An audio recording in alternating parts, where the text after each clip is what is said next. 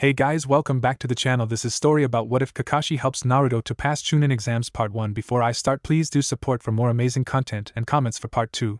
Do consider to subscribe my channel and share my video to your friends and check out the description as well. Let's start the video. October 10th, A.K11:00 p.m. courtyard. Normally on the night such as this, you would think that kids would be asleep at this time. That case would have to provide a slight exception for a 6-year-old boy by the name of Naruto Uzumaki. Now if Naruto had parents, he would have not been out here, and the fact that he was the Jinchuriki of the Kyuubi no Kitsune was not helping his situation, especially since he was being chased by a slightly drunken mob filled with ninja and civilians alike. 6 years ago, a great battle was fought. The Kyuubi no Kitsune was mysteriously summoned to destroy Konohagakure, but the Yondaime Hokage, Minato Namikaze, was able to defeat it by using a sealing jutsu, but sadly at the cost of his own life. He was forced to seal within Naruto, his only son. Naruto ran into an abandoned cave with the mob right at his heels. Not noticing the forbidden sign, the boy was so terrified that he was constantly looking behind his shoulder every few minutes, and that cost him. There was a rotting floorboard that was in front of him, and when he ran on it, the floor gave away, making the young boy fall with a scream into the darkness. The scream was heard outside of the cave, and one asked, what happened? Demon boy fall through hole. Another answered in a drunken slur, he dead now, let's go. The mob dispersed back to their home, idiotically believing that the bane of Konoha was dead. But as it turns out, the boy was only unconscious, and what was inside the place he fell through would spark a new journey. It would upgrade Naruto Uzumaki into the ultimate ninja upgrade. A few hours later, Naruto woke up groggily and disorientated. Ugh, my head, he said as he got up and touched the side of his head gingerly. Blood dried on the side and made his bangs cling to his forehead and temple. Great, another birthday and they leave me in a different place. Now where the hell am I? The boy thought to himself. He stood up and limped towards the wall to lean against the wall and find his way out. He ventured into the dark corridor until he saw a torch lit up and another, lighting the way to a door that had caution tape over it. What is this place? Naruto asked. The boy moved under the tape and opened the door, which moved slowly with a loud creaking sound. Next, the boy noticed several notes thrown askew, jars filled with misty water and preserved organs. But there was one jar that caught Naruto's eye. It was filled with gray, shiny matter, and Naruto looked around to find a ladder in a corner and pushed it towards the counter. He reached up to grab the jar and struggled to open it with his hands. But little did he know was that the gray matter was reacting to the movement. Naruto's ministrations caused the jar to shatter, and at that moment, the ladder buckled. The Jinchuriki fell to the ground for the second time of this night, and all he saw before he passed out was the gray matter coming at him. October 11th, A.K Konoha Hospital. 10 a.m. Naruto woke up in a hospital bed and his personal nurse, Saya Tanaka, came in. She was only 16 years old and one of the few who thought Naruto was a hero for keeping the Kyuubi at bay each day. Good morning, Saya-chan, Naruto said sleepily. The young nurse smiled sweetly at Naruto. Hello, Naru-chan, are you feeling better? The blonde looked at her and replied, yeah, I feel much better. Actually, I think that this is the best that I have ever felt in my entire life. Maybe it is because that you are her, Saya-chan. Saya had a light blush from Naruto's compliment and giggled a bit. Oh, Naruto, you are too much. Saya's smiling face turned to a frown for a moment. The ANBU found you in an underground lab. Inu-san tracked you and found you unconscious with matted blood on your head. Naruto's mind wandered to the events that occurred last night, especially with the mysterious gray goop, but he absent-mindedly dismissed it. Since I am fully healed, can I go now? Naruto asked sweetly. Sure, come on, I will sign you out and then we can go see the Hokage. Hokage-ji-san? Naruto, you should respect him, he is the Hokage, but he is old. Besides, I do respect him. Respect's earned, not given, unlike those old farts he calls advisors believe. Saya giggled as she held Naruto's hand as she finished signing him out, and the two strode off to the Hokage's office. As they reached the secretary's desk, the lady smiled at Saya, but when she saw Naruto, she said in a crisp tone, I am sorry, but the Hokage is busy at the moment. Is that so, Kimiko-san? An elderly voice called out. Gigi-san. Naruto cried out. He ran to hug Hiruzen Sarutobi, the Sandaime Hokage, at his waist. Kimiko paled in fear while Saya smirked at the woman's misfortune. How are you, Naruto-chan? The god of shinobi asked. I am fine, Gigi-san, I can't explain it, but I feel so much better now. Sarutobi smirked. Maybe it is because of Saya-chan. Saya blushed, but Naruto shook his head. No, that happens every day. I mean, like I feel all energized and stuff. The professor smiled at the boy. Sleep can re-energize the boy. Maybe that is the cause. Now come along, you don't want to miss your first day at the academy, do you? The boy vigorously shook his head from side to side and ran off towards the academy, dragging Saya with him. Come on, Saya-chan, let's hurry or we will be late. Okay, I am coming, Naruto-kun. As the two went ahead, Sarutobi rounded on Kimiko. I am very disappointed in you, Kimiko. I thought that you would be better than that. The secretary's job is to allow all civilians and ninja to see me for their concerns. That includes Naruto-kun. Sir, Sarutobi silenced the woman with his hand raised. I don't want to hear your excuses. I know the routine with several of my former secretaries. Taking your anger out on Naruto is not the answer. He is not the beast that is sealed deeply within him. Naruto is just like any other child, innocent, energetic, curious, and full of life. If he were a demon, this place would be unpopulated at the time he would walk. He turned away. This is only the first warning. 3 strikes and you are out, Kimiko-san. Remember, you are not the only one who has lost someone to the fox, and I hate the beast for it. But not Naruto. He is the hero of this village. Do well to remember that or you will regret it. Academy. Now remember, Naruto, be polite. Making a good first impression on your teachers will help you in the future, Saya said to him in a serious tone. Okay, Saya-chan, I will, Naruto replied as he hugged her tightly, and Saya whispered in his ear, if they are not polite to you at all, I give you permission to prank them good. A mischievous glint appeared in Naruto's eyes as he said, right, Saya-chan. He ran off inside the building and Sarutobi appeared as he said, you have just unleashed hell on those poor teachers, Saya. Some of them need to lighten up or deserve it, plus he sees it as training. Running from Anbu, Jonin and Chunin helps him build his speed and agility, and doing that actual task teaches him stealth. That is why I encourage him. Saya said, I believe that Naruto-kun will be a great ninja and maybe someday, a great Hokage. Indeed he will, Saya, indeed he will. I have a feeling that is not all that you feel either. Saya blushed a bit, and Sarutobi said, you like him, don't worry about the age thing. My third girlfriend before I met Bayako was only 13 years apart from me, plus he will be a ninja. Saya looked down at her feet, and Hiruzen chuckled a bit at the huge blush on her face. Naruto the boy moved quickly inside of the classroom and found students rushing to sit by friends. He soon found a seat and saw that the person next to it was a bit shy. She had pink hair and jade green eyes. She also had a red ribbon tied in her hair to keep back her bangs from her forehead. Hello, I am Uzumaki Naruto. What is your name? Haruno S. Sakura. Nice to meet you, Naruto-kun. That is a pretty name.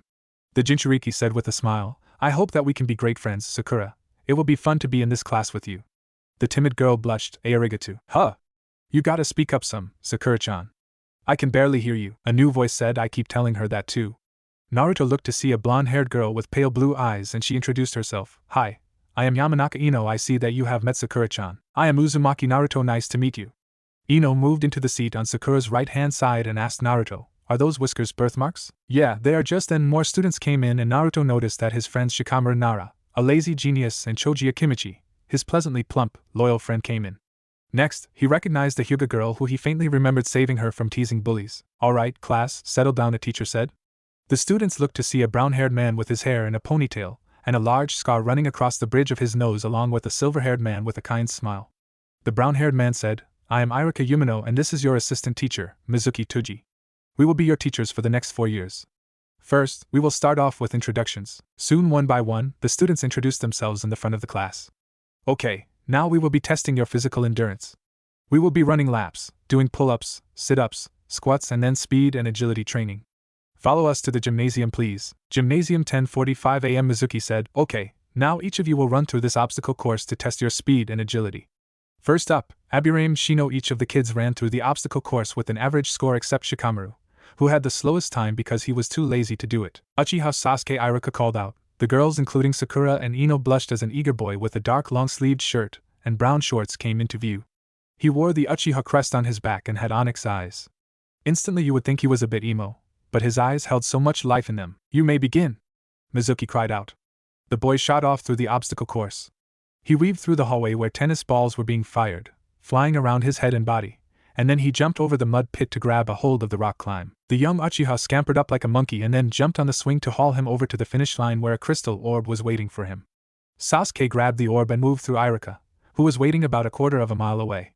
8 minutes and 43 seconds, you were close to beating the record, Sasuke, Irika said with a smile. Sasuke nodded and walked back to his classmates with a frustrated look on his face. Why isn't he happy? He got the fastest time out of most of the students here. Naruto thought to himself. Uzumaki Naruto, Mizuki said. Naruto stepped forward and readied himself at the starting line. You may begin, Mizuki shouted.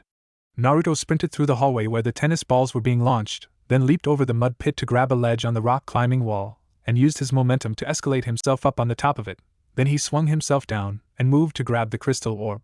Next, he sprinted toward Irika and stopped in front of the man. Irika had a shocked look at his face and said, I am possible 4 minutes and 45 seconds, Naruto. You just broke the record. Naruto said in a shocked tone, what? I did. But I wasn't even going all that fast. Irika asked, did you have any weights that you took off? No, I have never worn weights before. Do you know how to access your chakra? Chakra? What is that? Naruto asked. Irika said, well, that is strange, you were mostly a blur to your classmates. Even I, a Chunin, Had a bit of difficulty tracking you. Naruto thought, what is happening to me? Is it because of that gray matter I found last night? The Jinchuriki was lost in his thoughts as Iruka proceeded to teach them history and Mizuki taught them the basics of taijutsu. He didn't even notice the glare of Sasuke because he broke the record that his older brother, Itachi, held, which was 6 minutes and 49 seconds. Naruto's apartment, October 11, aka 8:00 p.m. under 5 minutes. I did the obstacle course and broke the record. How is that possible? How did I manage to do that? What did that gray matter do to me?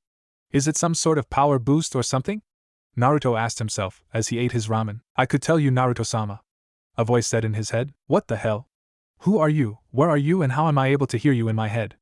Naruto said, looking a bit startled. The feminine voice said, this would be better if you were asleep. Hold on 1 second, Master Naruto. Program execute forced sleep procedure in 5 4 3 2 1.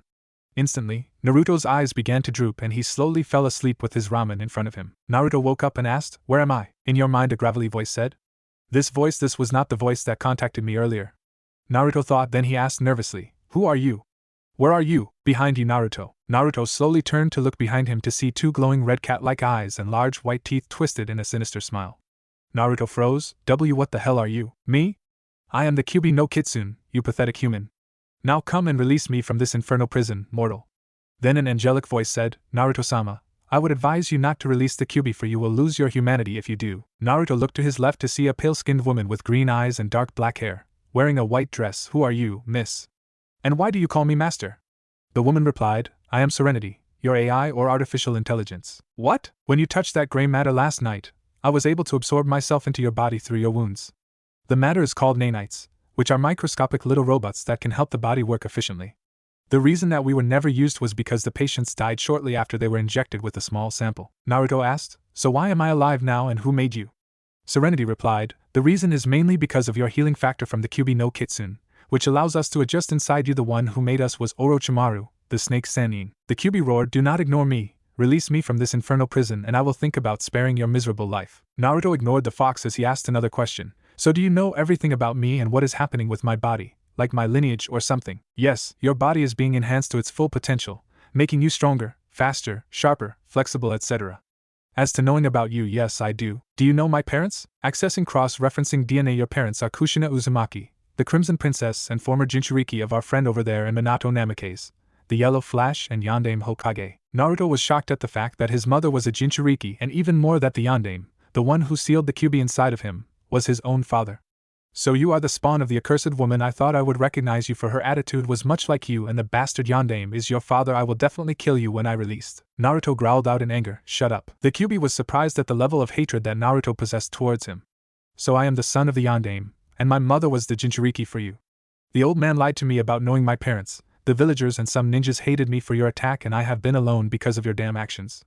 Serenity, is there any way to control the Kyuubi? Yes, but you will have to release the seal in order to control his chakra without any drawbacks. Furthermore, the way you are, you cannot survive the battle against the Kyuubi. You must be at Jonin level to battle it. Naruto growled, fine, but I don't want anything to do with you now, Kyuubi, so until the day I take your chakra, you will be silent. Now be gone from here.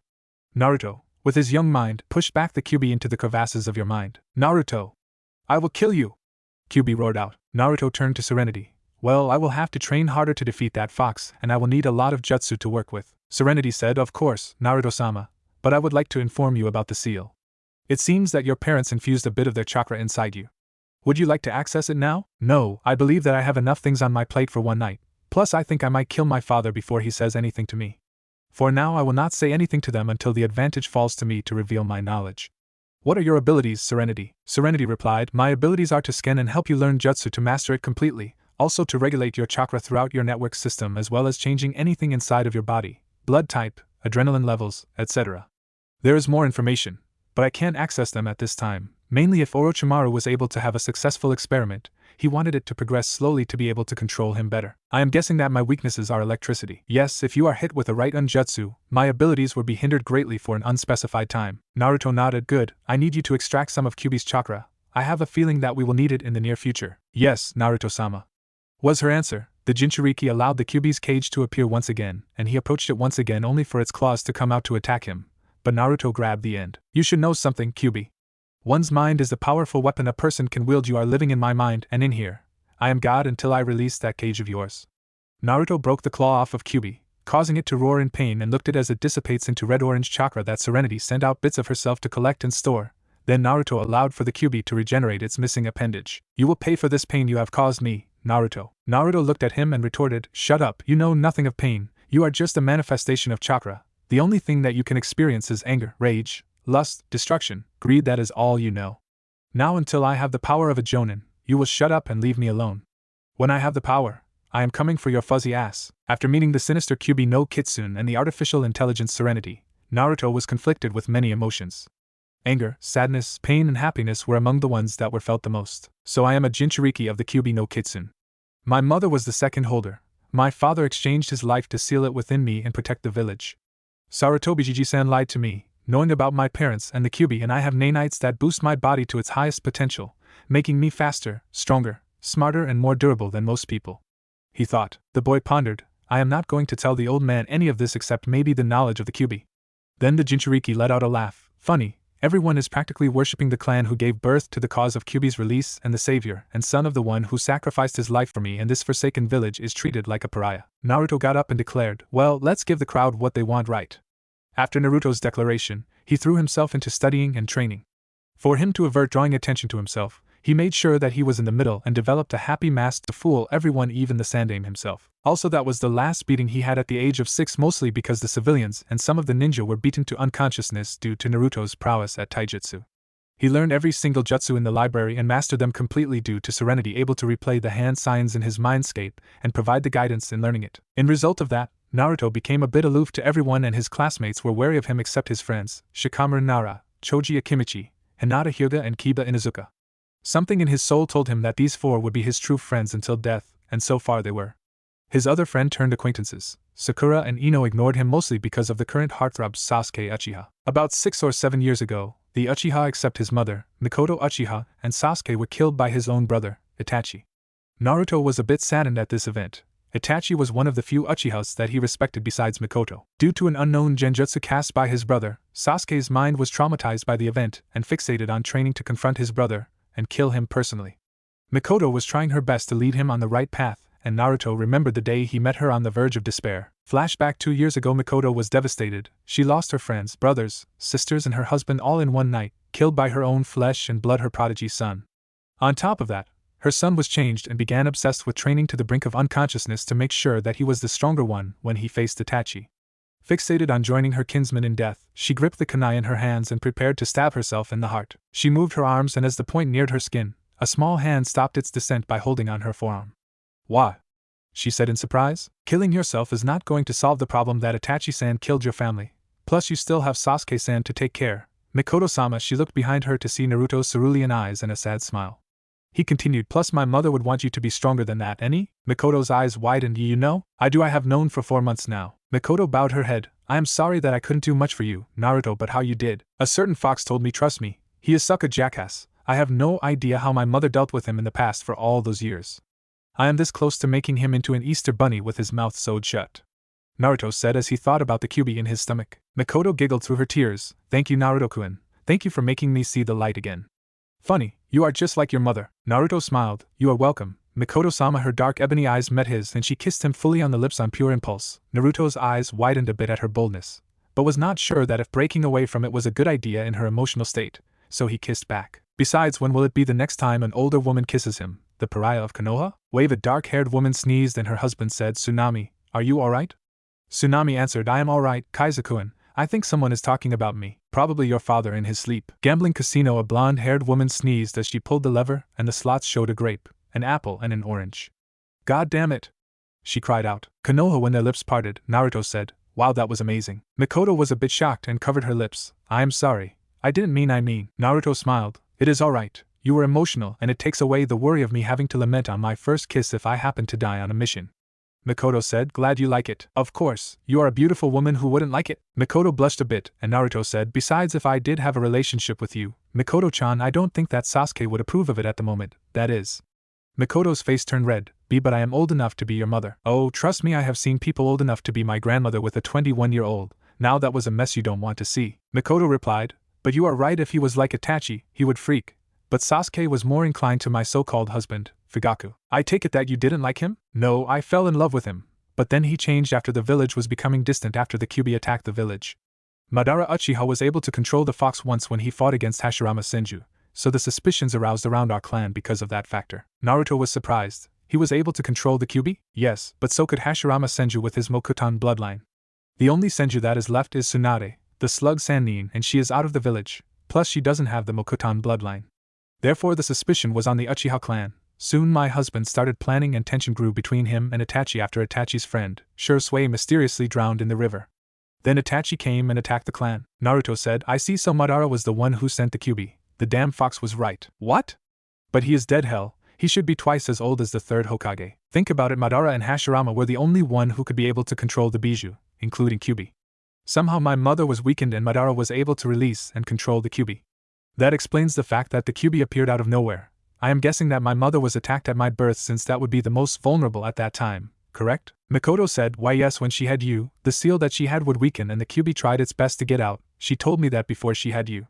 Heh, she even asked me if giving birth would hurt, but it doesn't explain how Madara is alive. You said that Itachi's eyes were different, right? Yes, somehow he acquired the Mangekyo Sharingan. It is a theory, but what if Madara somehow got another level, much higher than the Mangekyo Sharingan? Do you know the history of Madara, or did he have any siblings? Yes, he did. His brother was Izuna Uchiha. They both were competing against each other and both of them acquired the Mangekyo Sharingan as well. But Madara's eyes dimmed and he turned blind, then Izuna died. Naruto sat and thought for a moment. That is it, Madara must have took his brother's eyes when he died and had them implanted into him, making the eyes adjusted to his own and got more powerful eyes, making him immortal in a sense maybe. Mikoto said, is that even possible? If it is, we must report this to Hokage-sama. Like I said, it is just a theory. Mikoto-chan, we don't know anything yet and I would have to explain everything to Jiji-san. We have to have proof to confirm it. So for now we will keep this to ourselves. In the meantime, we will need to train hard. I will need to train against the Sharingan as well as learning more jutsu. To defeat Madara or his successor, I will need to be able to control the Sharingan. Mikoto nodded. Alright, Naruto-kun. Naruto smiled and gave her a chaste kiss on the lips. There, something to remember me by until I figure something out to help you out. Mikoto said, you are lucky that you are only 10 or I would have jumped you. For some reason, Mikoto-chan, I wouldn't mind that at all. Then the Uzumaki disappeared into the night, while Mikoto returned back to her house with a small smile on her face as she drifted off to sleep. Flashback ends. Now, Naruto was seen in class, sleeping. All of the information spewing from Iruka's mouth was just mainly review for the final exam. He decided to observe the classroom. Everyone was mostly the same except Sasuke. Over the years, Sasuke became cold and aloof due to Itachi, and the council's interference was not helping Mikoto out either. He became an angst persona and often blamed his mother for his problems. For that, Naruto held resentment in his heart for that. His former friends, Sakura and Ino, were still loyal fangirls to Sasuke despite of all of Naruto's indirect efforts to encourage them to train. The only way Ino trained was when her father forced her to. Hinata would often steal glance at Naruto, and occasionally stuttered when she was nervous. Naruto! Iruka shouted. What do you want, Iruka-sensei? I want to pay attention to the lesson, to a pointless review of everything I have learned for the past 4 years, thanks, but I will pass on that. Then what is the Yandame's most famous technique? Which one? The Rasengan or the Hiraishin, because both of them were used fairly frequently. Naruto answered lazily. Who are the Sannin? Jiraiya, Tsunade and Orochimaru, former students of the third Hokage, Hiruzen Sarutobi. The only reason why they got the title was because they were the only survivors who battled against Hanzo of the Salamander, and lived. Also, Jiraiya is a known pervert, Tsunade sucks at gambling, and Orochimaru is a traitor and likes to touch little boys. Hashirama Senju, co-creator of Konohagakure along with Madara Uchiha, possessed the Mokuton bloodline. Are you done yet? Iruka was silent and Naruto took it as a yes and put his head down once again. Soon he woke up just as Iruka said, now we will have sparring matches to determine the Rookie of the Year and Best Kunoichi of the Year. Naruto thought to himself, finally something interesting. The classmates filed out in order to get the matchups. As the boys and girls battled it out, it soon came down to Naruto and Sasuke. It is down to you two. Naruto, Sasuke, you will fight. The same rules apply. If you run out of the ring, you lose 1 point. You hit your opponent, that is a point. First one to get 3 hits win and become the Rookie of the Year. Iruka said. Both boys nodded and slipped into their stances and the Chunin shouted, begin. Sasuke said to the Uzumaki, you can't defeat me. Uzumaki, I am stronger than you. Say that after you win the match, Sasuke-san. You are overestimating your strength here. What do you know about strength? A lot more than you. I know how to gain more power through friends. You have no one to lean on and that is why you will lose. It seems you have forgotten how to gain true strength, no less to wipe your own ass. Sasuke shot forward and attacked Naruto, but the Jinchuriki ducked under his cross. The Uchiha sent a kick to the Jinchuriki's head, but the nanite enchanted boy caught his leg and lifted it up to flung him to the side. Sasuke corrected himself by landing on his feet and ran to give Naruto a flying kick, but Naruto caught it. You are too slow, use your speed instead, that is your strength, not brute power, Sasuke-san. Shut up and stop blocking, Naruto replied. But that would defeat the purpose of the exercise. You can't expect an enemy ninja to just take your shots. Sasuke sent a flurry of punches only for Naruto to block his shots, and then Naruto decided to end this charade by moving himself in Sasuke's guard and attacked him. The boy moved forward and gave the Uchiha left cross, causing the arrogant boy's head to snap to the right. Next, the Jinchuriki rushed in and sent a right elbow to the face. Sasuke managed to block the elbow strike to his head while making a fatal mistake. He used two hands to do it, allowing Naruto the opportunity to use his left hand to embed itself into Sasuke's gut. The boy stumbled back and then Naruto sent the back of his fist into Sasuke's neck and then did a spinning back fist to Sasuke's head with his other arm, effectively knocking him out. Winner, Naruto Uzumaki. The fangirls excluding Ino and Sakura protested. No way. Sasuke-kun couldn't be defeated, the idiot must have cheated. Yeah, he is an idiot, only an idiot. Iruka rubbed his temples, for the umpteenth time. Will you shut the hell up? The Uchiha was brought down swiftly and he is even unconscious. Plus I am a sensor, so I would know if chakra was being used at all, and Naruto hasn't done any ninjutsu or genjutsu. Wake up and face reality. Sasuke Uchiha lost the match. Then he turned to Naruto. Congratulations, Naruto, you are the rookie of the year. Give the title to Sasuke-san. Then one girl asked, why? Are you admitting to cheating? No, because I don't want the title to go to my head. Besides, now that Sasuke knows that I can beat him, he will begin to abhor the title until he beats me.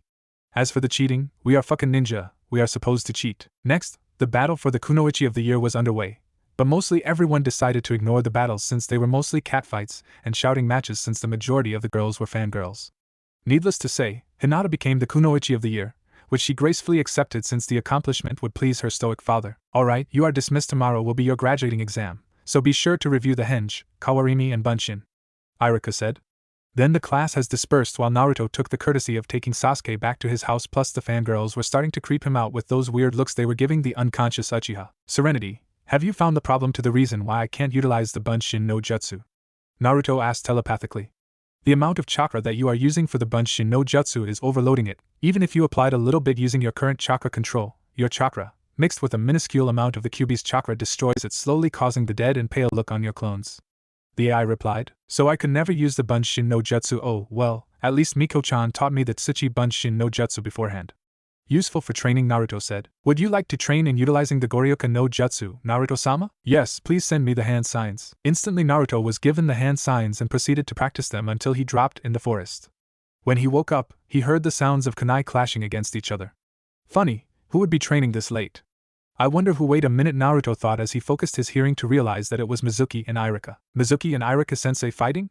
That is a surprise, considering that they are friends. Well, all people have their disputes. Let's see if I can settle this. The Nanite's enhanced boy came into the clearing to see that he was right and Mizuki had some big scroll on his back. The silver-haired Chunin was able to knock out Iruka and was poised to kill him, but Naruto rushed out to give him a knee strike to the face. You! Mizuki said as he got up, clutching his nose. Yes, me. Going somewhere, Mizuki? Mizuki gave the boy an evil smirk. Good, I could frame you for this if you were dumb like that seal I put on you should have done, you stupid demon fox. Seal? Naruto thought. Serenity. Check for all seals excluding the Shiki Fujin. Acknowledge. Scanning. Scan complete. It seems that you have a total of 11 seals on your body.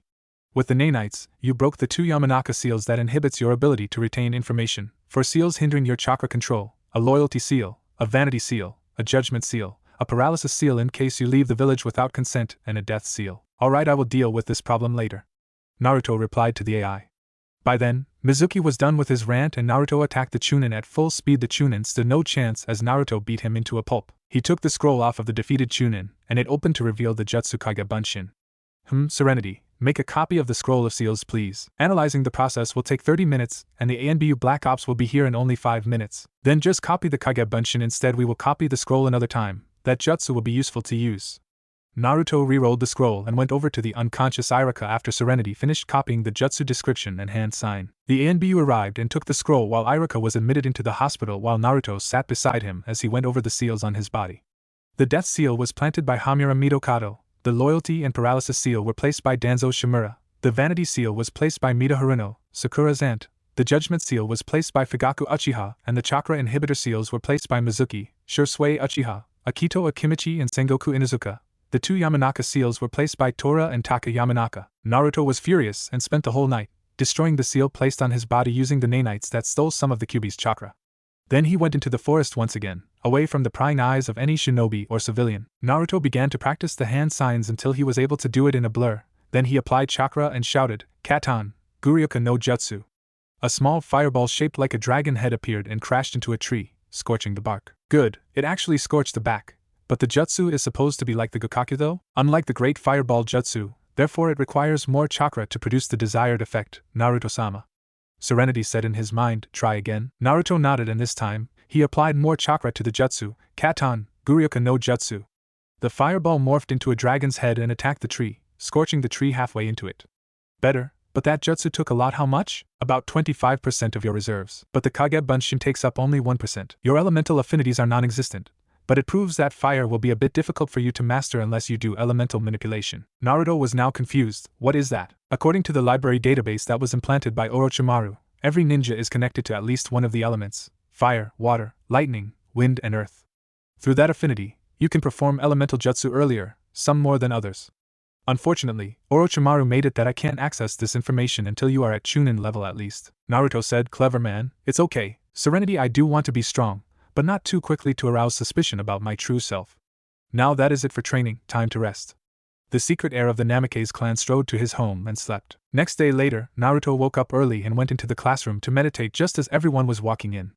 Many of them stared at Naruto for a moment, and continued talking. Others tried to get his attention, but to no avail. Soon the Uchiha came in and saw the so-called Dobe sitting down Indian style in his chair with his eyes closed. "Hey Dobe, why are you praying?" "To pass this exam?" Naruto said, noting, "Humph, if you are praying that hard maybe you should quit." Again, Naruto said nothing, making the Uchiha bristle with anger at Naruto's ignorance. The foolish Uchiha attacked Naruto with a punch, but then the Kyuubi jailer caught the punch and cracked one eye open. "Please refrain from associating with me, Uchiha. Due to our test, you are going to need that hand of yours to pass, and I would hate to have to explain it to the council why your wrist is broken."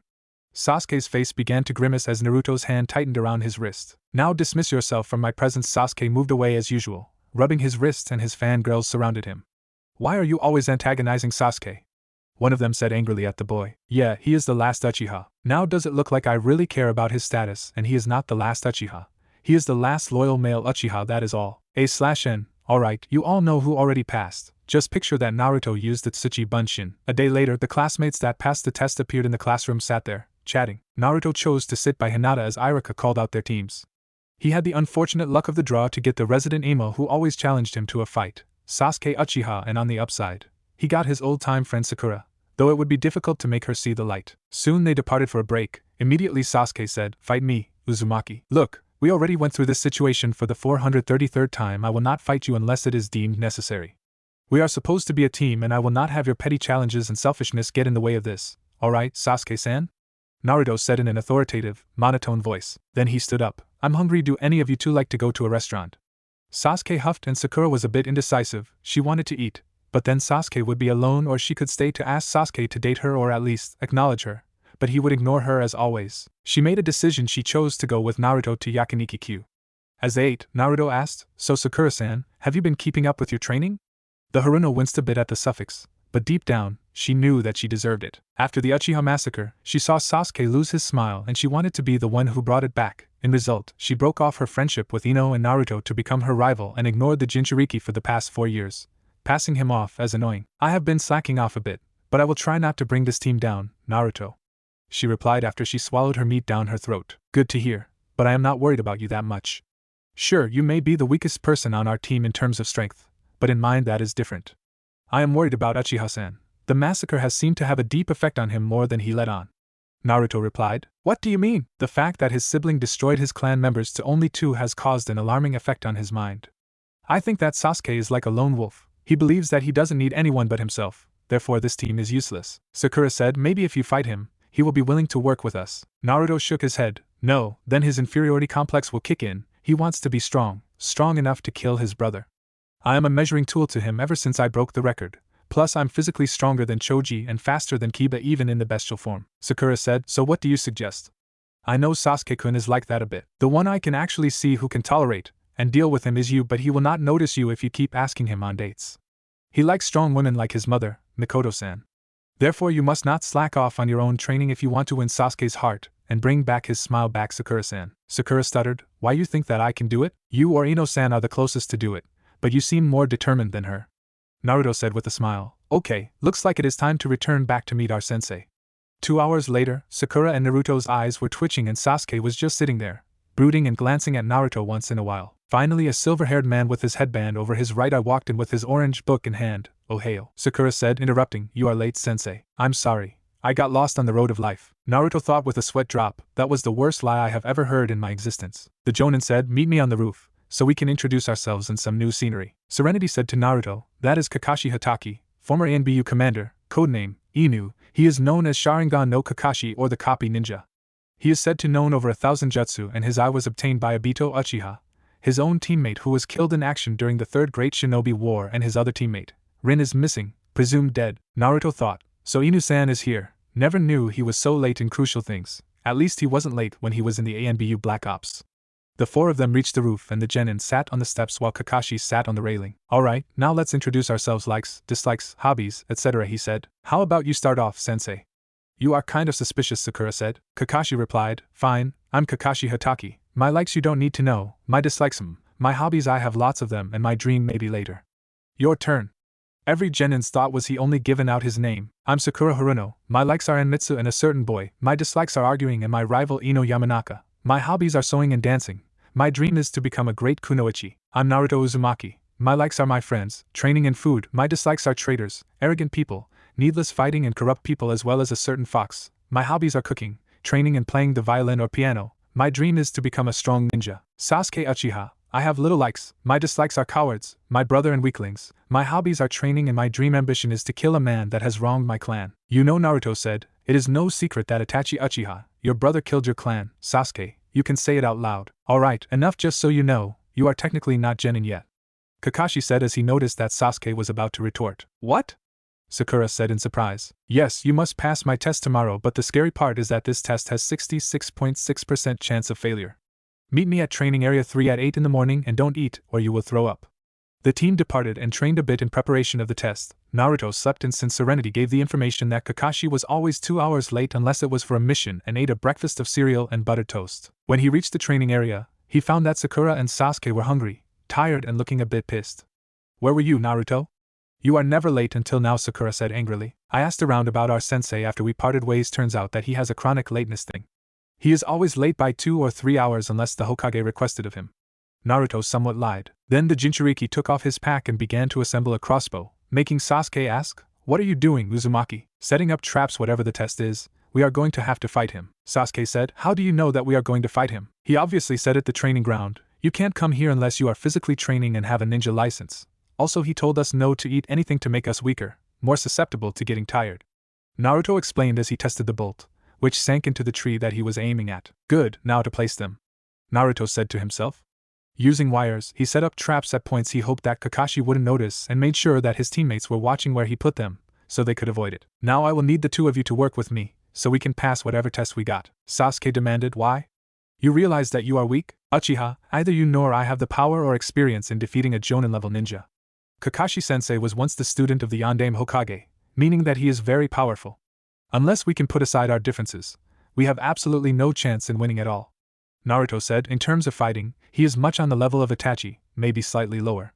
Plus we all don't want to go back to the academy, right? Sasuke reluctantly nodded and said, fine, but if this doesn't work, I am taking him out myself. Agreed. Soon Kakashi came into the clearing. Yo, you are late, Sakura shouted. The Jonin ignored her as he pulled out an alarm clock and put 3 bentos on top of the stumps. Okay, it is almost time, Kakashi said. Listen up, I am only explaining this once. The 3 genin stood to attention as the silver-haired Jonin held out 2 bells attached to strings and stated, your objective to get these bells from me under the time limit. You can use ninjutsu, taijutsu, genjutsu, anything to get these bells from me. Sakura said, what happened to the one who doesn't get a bell? That person will be tied to the stumps and watch as the rest of his or her teammates, and myself, eat a bento in front of them. When fighting me, I suggest that you come at me with lethal force, Kakashi said seriously. Sasuke said, I bet all of us can kick your ass without breaking a sweat. So says the Rookie of the Year? Sasuke bristled in anger, and charged at him with a kunai in hand. Naruto's eyes caught Kakashi's movements as the Jonin took the Uchiha's armed hand to place it behind the head of the young genin. Ma, I didn't tell you guys to start yet.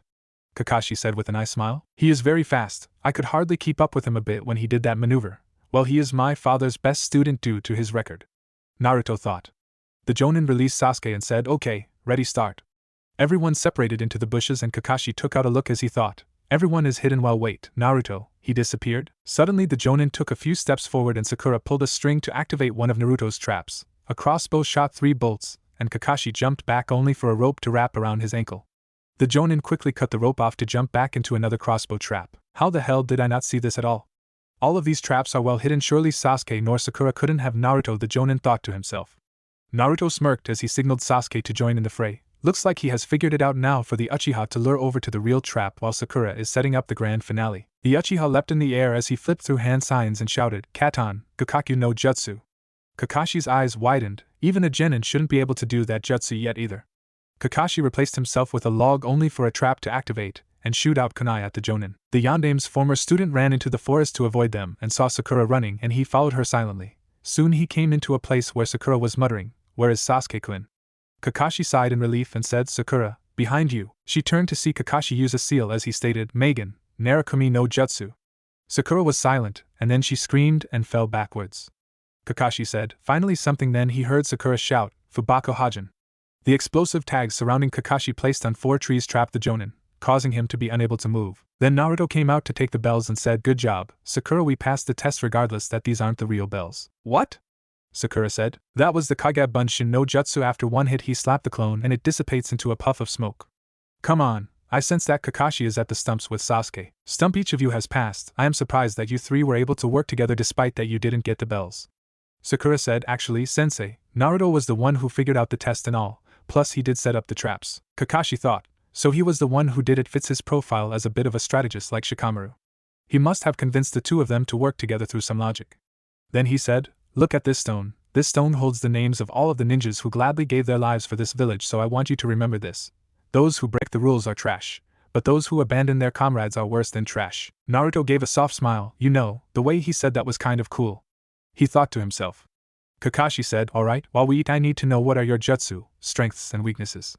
Sasuke said, I know my family jutsu, which are all Katan jutsu, the academy jutsu, taijutsu. I don't pay attention to my weaknesses. Sakura replied, I have good chakra control, taijutsu, and only know the academy jutsu. My weaknesses are stamina and arsenal of jutsu. Naruto replied, I know all of the D-rank jutsu in this village and can perform them without hand signs, some of the C-rank, taijutsu. My weaknesses are genjutsu. Almost practically the whole library is my arsenal as of this moment. Everyone's eyes widened. What? Yeah, after each day, I went to the library to learn jutsu besides the academy jutsu. The D-rank I have in my arsenal such as the Shunshin or Kanashibari are all mastered. All I need is the chakra molding. Sasuke thought, this loser mastered his jutsu to the point of no hand signs. Just how powerful you are, Uzumaki? Kakashi said, this is particular, but he shouldn't be able to progress this fast with those seals on his mind. Then he said, alright then, Team 7 will officially start their mission first thing in the afternoon tomorrow. With that, each of them left to their homes. Naruto was walking home until an ANBU with a Nico mask attached to her face. Uzumaki-san, Hokage-sama would like to see you for a moment. Naruto nodded silently and the woman took the young ninja to the tower.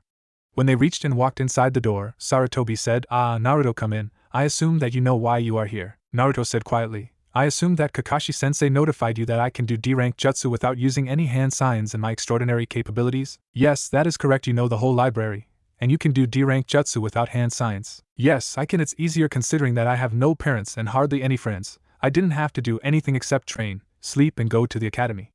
Most of them are clan heirs and their parents are still wary of me because of me holding the Kyubi no Kitsune. Naruto stated. Sarutobi and Nico flinched and the ANBU said, how do you know about that? Mizuki happened to tell me before I beat the shit out of him until he turned into a meat puppet. Now the real question is why you didn't tell me about it. Most of the village's population knows about my secret except me. How the hell does that work? Sarutobi said, it was in the best interest that you didn't know about it until you were ready to know. Naruto said with a hint of anger. Oh, and when was that going to be? When I became a Chunin? Jonin? Umbu? You could have told me when I got out of the academy, so I could have figured out a way to use its power rather than stumbling on it, and going out destroying things like a common child playing with scissors. I could have potentially killed someone by accident. Sarutobi replied, that could have been one of the scenarios, so I took some precautions in the events of that scenario. So it was you who authorized those seals on me as well? Naruto questioned. What are you talking about? Sarutobi said, don't play dumb with me, Hokage-sama. I am talking about the Yamanaka seals that inhibit my mind. You authorized it, and don't try to lie to me. I have trained myself to sense when people lie. When you lie, your eyes tend to flicker up to the left, indicating that you are story-weaving instead of remembering events. Sarutobi sighed in defeat and replied, yes, I authorized those seals to be placed on you, and those were the only ones that put there, so you could be a bit hindered in the intelligence department. But how did you know about them? I destroyed them last night. The Kyuubi was so grateful to tell me about them, and in turn, I stole some of its chakra to destroy them the night Irika-sensei was hospitalized.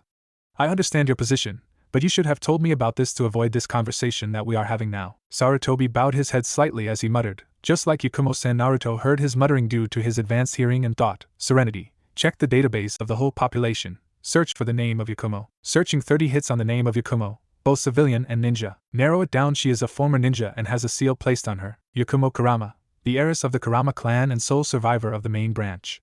Her mind was sealed by her tutor, Kurina Yuhi, by order of the third Hokage. Her clan's specialty is genjutsu. Their illusions are so powerful that they can create real effects. Due to the drawbacks of her power, since she was the most powerful of them, causing her body to become very fragile and created a second personality, dubbed as the Ito. It is a monster that could take over and use her power for destructive purposes. Yakumo uses her paintings as a medium to direct it. She is currently under surveillance by ANBU and medics. Naruto said, Serenity, what is my blood type? AB positive. Hers is the blood type O positive. I see. I will need you to convert my blood type to O positive. Yes, Naruto-sama, it will take 2 weeks to do so. Naruto was silent and then thought, postpone that until I tell you to do so. Understood. Naruto turned to Sarutobi, who was talking, but luckily Serenity brought him up to speed, so Sarutobi or Nika wouldn't get suspicious about him talking to the Kyuubi.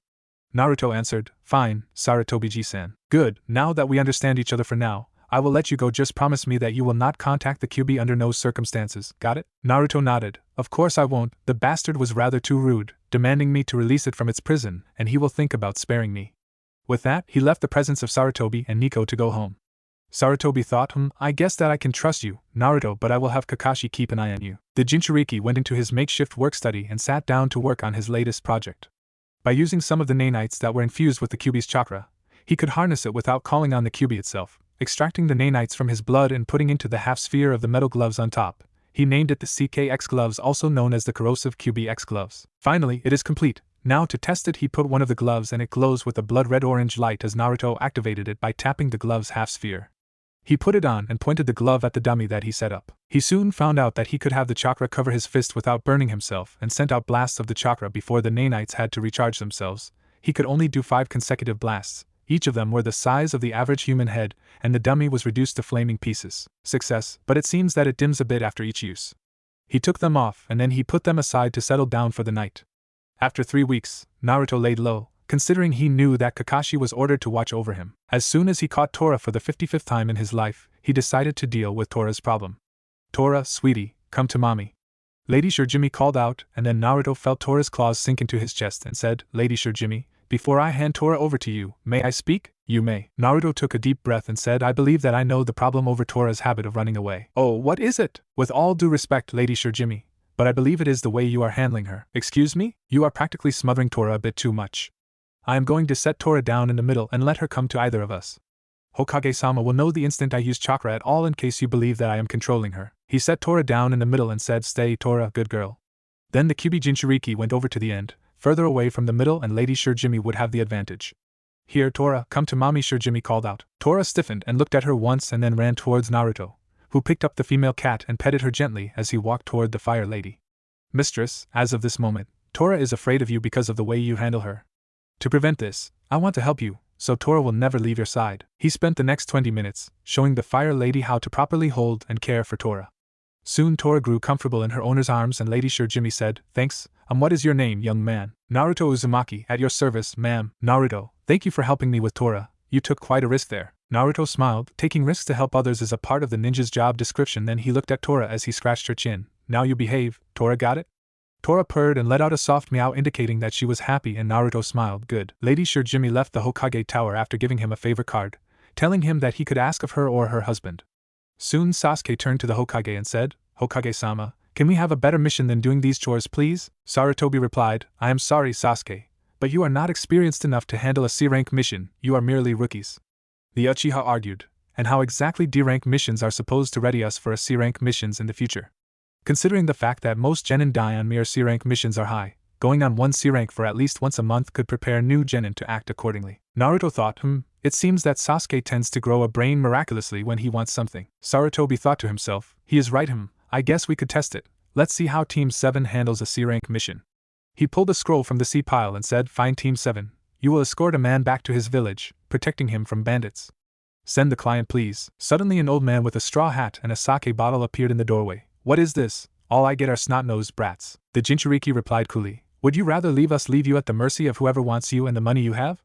The man shut up quickly and Naruto said, I thought so. I'm Tazuna, a renowned bridge builder, and I expect you all to protect me with your lives. Kakashi turned to his genin and said, Team, I want you to pack for at least 2 weeks and meet back at 1,100 hours. Gates Sakura, Sasuke and Tazuna came at the gate at 10:30 and then Kakashi showed up at 10:45 along with Naruto, who was wearing a tight, dark gray shirt and tight black pants with hexagon signs A/N, picture South Pole logo, traveling up to his knees. On the back of the gray shirt was a black cross. He also had his new CKX gloves on his hands, only his pointer fingers were exposed. He also had black shinobi sandals and 2 kunai holsters on each leg. What is up with the attire, Naruto? Sakura asked. I figure something is going to happen and needed to get rid of that jumpsuit. Naruto replied when in actuality, the jumpsuit was a chakra inhibitor along with a tracking seal itself, planted by one of the ANBU that hated him. His or her codename was Panther, and he made a mental note to prank and or humiliate the bastard. Then Sasuke asked, what about the gloves and gold rings around your wrists? The gloves are to regulate chakra to act as a repulsion device or send out blasts of flaming chakra. They can also burn the person or thing that I am aiming or punching at. As for the rings, they are suppressing my chakra. They left immediately, and they were silent until Sakura decided to break the silence. Sakura said, so Tazuna-san. Tazuna said, what? Sakura asked, you are from the Wave Country, right? Tazuna answered, so what of it? Sakura turned to Kakashi. Are there any ninjas in that country? Kakashi said, no, not in Wave, but there are others. The culture and customs are different, but hidden villages do exist along with their own ninja.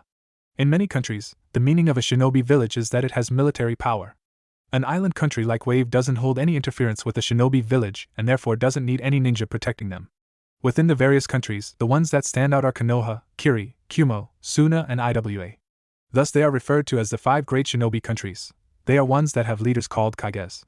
The 5 Kages, Hokage, Mizukage, Reikage, Kazekage, and the Tsuchikage are the ones that rule over the thousands of ninja all over the world. Sakura said, so then we won't encounter any foreign ninjas? Kakashi said, of course not. There is never any kind of ninja combat on a C-rank mission. They passed a puddle and Naruto tapped his gloves to activate them just as he heard a whistling sound and he turned to see Kakashi trapped in a bladed chain with 2 mist ninja attached to the ends.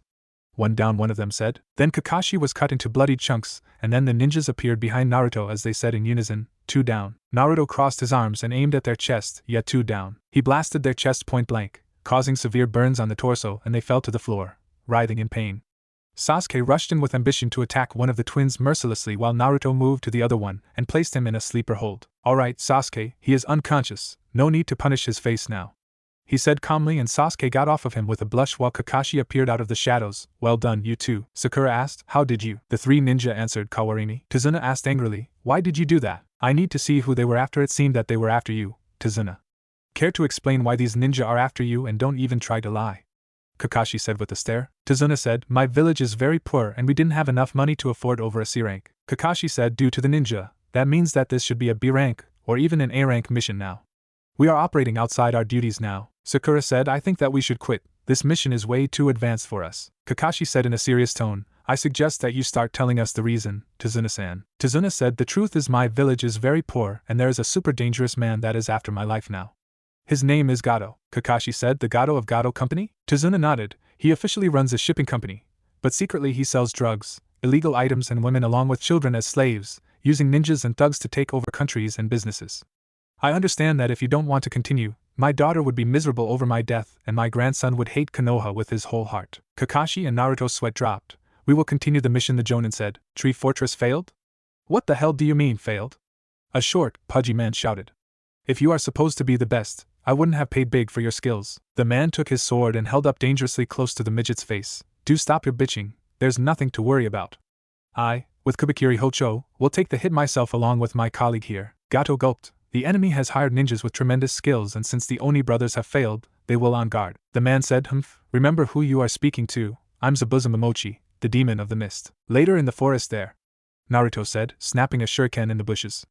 The 2 groups stopped as the Jinchuriki investigated to see a rabbit twitching and forth bubbling from its mouth. Sasuke snickered, only a rabbit? You are afraid of a rabbit? Naruto took the rabbit and gave it to Sakura to pet and soothe the scarred bunny, ignoring Sasuke's comment and asked, Sakura, what kind of hair is that? Sakura inspected the rabbit and said, it's a snow hare. Naruto nodded, that is right, their fur always changes colors with the seasons. Since it is spring now, its fur is supposed to be brown now. Sakura caught on, but its fur is white, which means someone kept it as a pet and used it as a decoy, which means someone is duck. Naruto shouted and he took Tazuna and Sakura. Sasuke and Kakashi also ducked to avoid a large sword spinning over their heads and sank into the tree. Kakashi said, Zabuza Momochi. Serenity said, Zabuza Momochi, an A-rank new Chunin from Kirigakure, specializes in water jutsu and the silent killing technique. He attempted to assassinate the Sandai Mizukage, but the plan failed and he was forced to flee.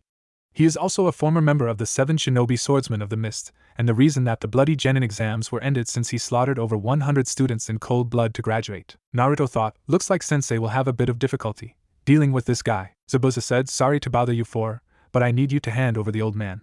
Kakashi said, unfortunately we can't do that. Team 7, protect Tazuna, Manji formation. He uncovered his headband to reveal his Sharingan. I will handle this. Zabuza said, a shame, oh well, at least I get to fight against you, Kakashi. Then Zabuza pulled out Kubikiri Hocho and stepped onto the lake, Ninpu, Kirigakure no Jutsu. The rogue Jonin faded from their sight. Kakashi thought, since he is known to be proficient in the art of silent killing, he'll come after me first. Sakura shouted, the mist is getting thicker. Then Zabuza's disembodied voice, 8 choices, liver, lungs, spine, clavicle vein, jugular vein, brain, kidneys and heart. So many choices, which one should I go after? Then a blast of killing intent hit everyone, but Naruto shook it off due to the mob attacks. On the other hand, Sasuke was gripping his kunai and was freaking out. So this is it, a battle between Jonin. The air is so thick with suspense it makes you want to kill yourself to end it. Sasuke, calm down, I will protect you to my last breath. Kakashi said. They looked up in the Jonin's face as he said, I will not allow my comrades to die. Everyone blushed at the saying as Zabuza appeared in the middle of the Manji formation. I wouldn't bet on that. Zabuza swung the cleaver, game over. Kakashi moved quickly and stabbed Zabuza in the stomach, only for him to turn into water and the real Zabuza appeared behind the Jonin. Sensei, behind you. Naruto cried out, but it was too late. Sakura screamed as Kakashi was sliced in half in front of her, but then the blood turned into water as well. What? A Mizubunshin? He was able to copy me in this mist? The ex-Mist-nin thought. Don't move, Kakashi said as he held a kunai to his neck. It's over. Zabuza chuckled. You are good, Kakashi, I admit that. You managed to copy my Mizubunshin and actually made it say something you would say. On top of that, you yourself even used the Kirigakure no Jutsu to hide yourself. Clever but not clever enough. Zabuza chuckled louder. Hehe, it's over? Yeah, right. The real Zabuza appeared behind the Sharingan wielder. I am not that easy to fool. Sakura said, that one was a fake one too. Zabuza swung Kubikiri Hocho at the Jonin's head, but Kakashi ducked as Zabuza used the momentum and the pommel of his sword to send a powerful kick to Kakashi. Sakura shouted, Sensei. Sasuke thought, so he is strong in taijutsu and ninjutsu. Caltrips? Zabuza said, looking at the bank of the river, what do you think I am, a fool? Kakashi popped out of the water. Why is this water so heavy? He thought. Then Zabuza appeared behind him. Suiton, Surin no Jutsu. Kakashi cursed, damn, I was too careless. Zabuza said, it will be a bit easier if you can't move, we will finish things later. Mizubunshin no Jutsu. A clone appeared on the shore, hehe, you all play act ninja except for those 3. But you know what? A real ninja is someone who has survived numerous brushes with death. Run! You 3 are no match for Zabuza and his clone can't follow you for long. Kakashi cried out, those who break the rules are trash, but those who abandon their comrades are worse than trash. Naruto stated as he ran forward at Zabuza with his right hand in flames. He jumped in the air and shouted, take this. Blaze rush. He put out his fist out to the Mizubunshin, scorching it into steam, and then took out a folded shuriken from his pack, Demon Wind Shuriken, Windmill of Shadows. He launched it at the man and Zabuza said, amateur. He caught the shuriken, but a second shuriken was spraying forward. But Zabuza jumped over it as he said, no shuriken can touch me. The shuriken changed into the real Naruto with a kunai in hand and replied, then how about a kunai? He launched it, and Zabuza had to move to avoid it, only to suffer a scratch on his cheek. You little brat! The swordsman yelled out, only for Kakashi to resurface in time to block Zabuza's assault on Naruto, catching the Fuma shuriken on the back of his glove. You are not touching my student! Kakashi said with a glare. Zabuza's eyes widened at the glare before regaining his composure. Good work, Naruto! Your scheme was brilliant, Kakashi said with a smile. Then he glared at Zabuza. Just so you know, the same trick doesn't work twice on me, so shall we? Zabuza and Kakashi jumped away and did hand signs at breakneck speed, finally ending with the Tori sign. Suiton, Suryuden no Jutsu. Everyone watched as the 2 water dragons battled it out. So many hand signs, but in seconds, he copied them perfectly. Sasuke thought. The water fell to see Kakashi and Zabuza at a standstill. Strange, what's going on? Zabuza thought as he jumped away. He copied my movements completely. Kakashi finished reading them. Zabuza thought in shock, the hell? Is he reading my mind? Damn it, that, Kakashi voiced, freaky eye is pissing me off, right? Zabuza shouted, you can't beat me, you monkey bastard. I'll make it so you can never open that mouth again. He flipped through hand signs until he saw something unnerving. That is me? That's impossible. Is this a genjutsu? Kakashi saw his chance and shouted, Suetun, Daibakufu no Jutsu. Zabuza said, what? Impossible. He was blasted by the water vortex as he thought. He did my jutsu before I was able to perform it. His back slammed into the tree and Kakashi threw kunai, pinning him to the tree. It's over, Zabuza Momochi. He said, can you see into the future? Zabuza said fearfully. Yes, the copycat answered, I saw your future death. Before the Nuke could reply, 2 needles stuck themselves deeply into his neck. Hehe, it seemed your prediction came true. The Konoha ninja along with Tazuna turned to see a masked figure in a tree. Kakashi checked Zabuza's pulse, seeing that he was truly dead. Thank you for helping me take down Zabuza, the hunter ninja said with a bow. Kakashi said, you're welcome, Hunter Nin. The Hunter Nin shined down and grabbed the corpse. Your battle is over for now, and he must be disposed of or the enemy will reveal our secrets. Then Kakashi took down his headband and fell on the floor, unable to move. Tazuna's house, are you two going to be alright? Tsunami asked worriedly. Kakashi answered, we should recover in a week and Zabuza will have to do the same. Sakura shouted, with you down, how can we defeat someone that even you couldn't defeat? Training first thing in the morning. Kakashi answered, okay, today I am going to teach you how to climb trees using chakra only. To do so, you must send chakra to the soles of your feet and walk, or in this case, run up the tree. Use your kunai to mark your progress if you fall off and then try to surpass that mark. If you can master this type of exercise, then there is no jutsu that you can't master. Kakashi explained to his team. Naruto, Sasuke and Sakura pulled out their kunai from their pouch and ran at their designated tree in front of them. Sasuke moved up quickly on his tree, but then he accidentally put too much chakra and crushed the bark. He pushed off the trunk and managed to cut his mark on the tree before he bounced off from tree to tree until he landed on the ground. Naruto ran up his tree for a bit, and then he felt his controls slipping, so he grabbed a branch and sat on it before he lost his footing and slashed his mark. He noticed that he was slightly behind Sasuke, but it was due to his own capacity of chakra. This is easy, Sakura said, and everyone looked to see that Sakura was sitting on a branch way higher than Naruto. Looks like the one with the best chakra control is Sakura. Kakashi said with his lone eye smiling. Then he thought, but I would never expect Naruto to get close to Sasuke that easily in this exercise since he has the most chakra here, exceeding my own. Naruto jumped down from his position and tried again, getting much farther than where he marked at. He went back to the ground again as he thought, this is interesting, so the objective is to find the right amount of chakra to use. You do too much and you will crush the tree, and if you do too little, you don't stick and fall off the tree. I was a bit close, time to see if I can get this the right way. The Jinchuriki walked to his tree and put his foot on the tree.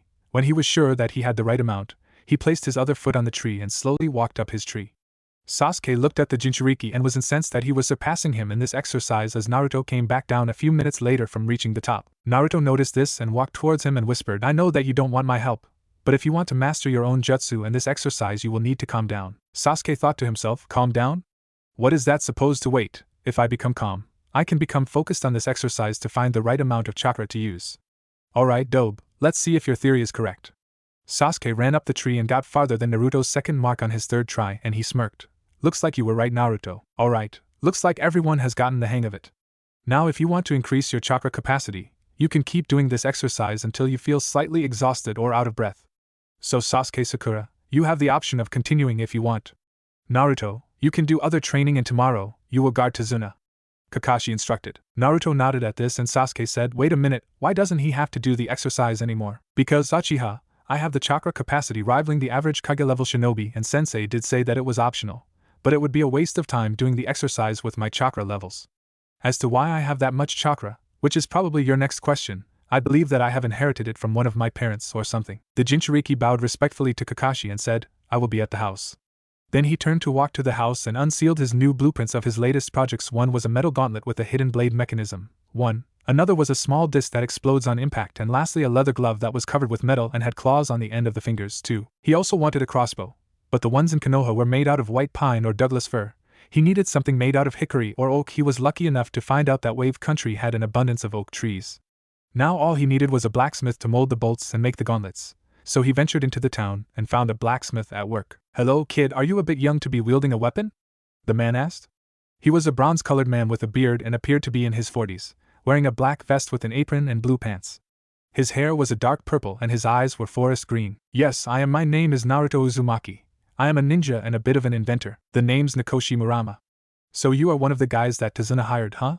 What do you need? I want you to make 2 gauntlets. One made out of metal and the other one will be leather with metal covering it to protect my hand. The metal gauntlet will have a 4.5-inch blade hidden inside of HT. Also, I need at least 100 bolts for a crossbow. Do you have enough metal for that? Nakoshi replied, Unfortunately I don't. I have been making weapons for Gato's men. It is the only reason why my establishment is still up. But I will have to thank them a bit since the money I used was for Tazuna to hire you guys. Naruto took a scroll from his pouch and unsealed a large slab of metal that he had. Will this do? Nakoshi smiled. This is enough to make twice of your bolts, and have some left over to make your gauntlets. It will take me about 3 days to finish all of them. Naruto nodded and he said, Here are the plans. I will be back to pay you when it is finished. The Jinchuriki went in the woods to see Sasuke running up the tree again, and Sakura was resting against her tree. Serenity. Check chakra levels of subject Sasuke Uchiha and subject Sakura Haruno. Naruto said, and his eyes became cybernetic and dilate much like a camera's lens to scan their bodies. Sasuke Uchiha currently has 34% of his chakra left, and Sakura has only 40% of her chakra. Serenity replied, I guess I could help Sakura out tomorrow. She looks very tired as it is. Naruto thought to himself, time to train. The secretive boy moved to a tree and began to practice his taijutsu moves and combos of punches and kicks until Kakashi recalled each of them back to the house at the end of the day for dinner. March 23rd, 8.K2:00 p.m. Bridge. Naruto was hard at work. He decided to kill 2 birds with 1 stone. Using Kage Bunshin to help work on the bridge as well as keeping a close eye on Tazuna was a good idea. Since the Kage Bunshin wasn't a big deal on his reserves, he also realized quickly that information was given to the original user after a clone was dispelled. He knew that for him, it was the ultimate training regiment for a person like him. Huh? What do you mean? You want to stop, Chi-Chi? Tazuna said in utter surprise and disbelief. Naruto glanced over to see his client arguing with his old-time friend. Chi-Chi replied, It's too dangerous to work on this now. Gato is much too strong.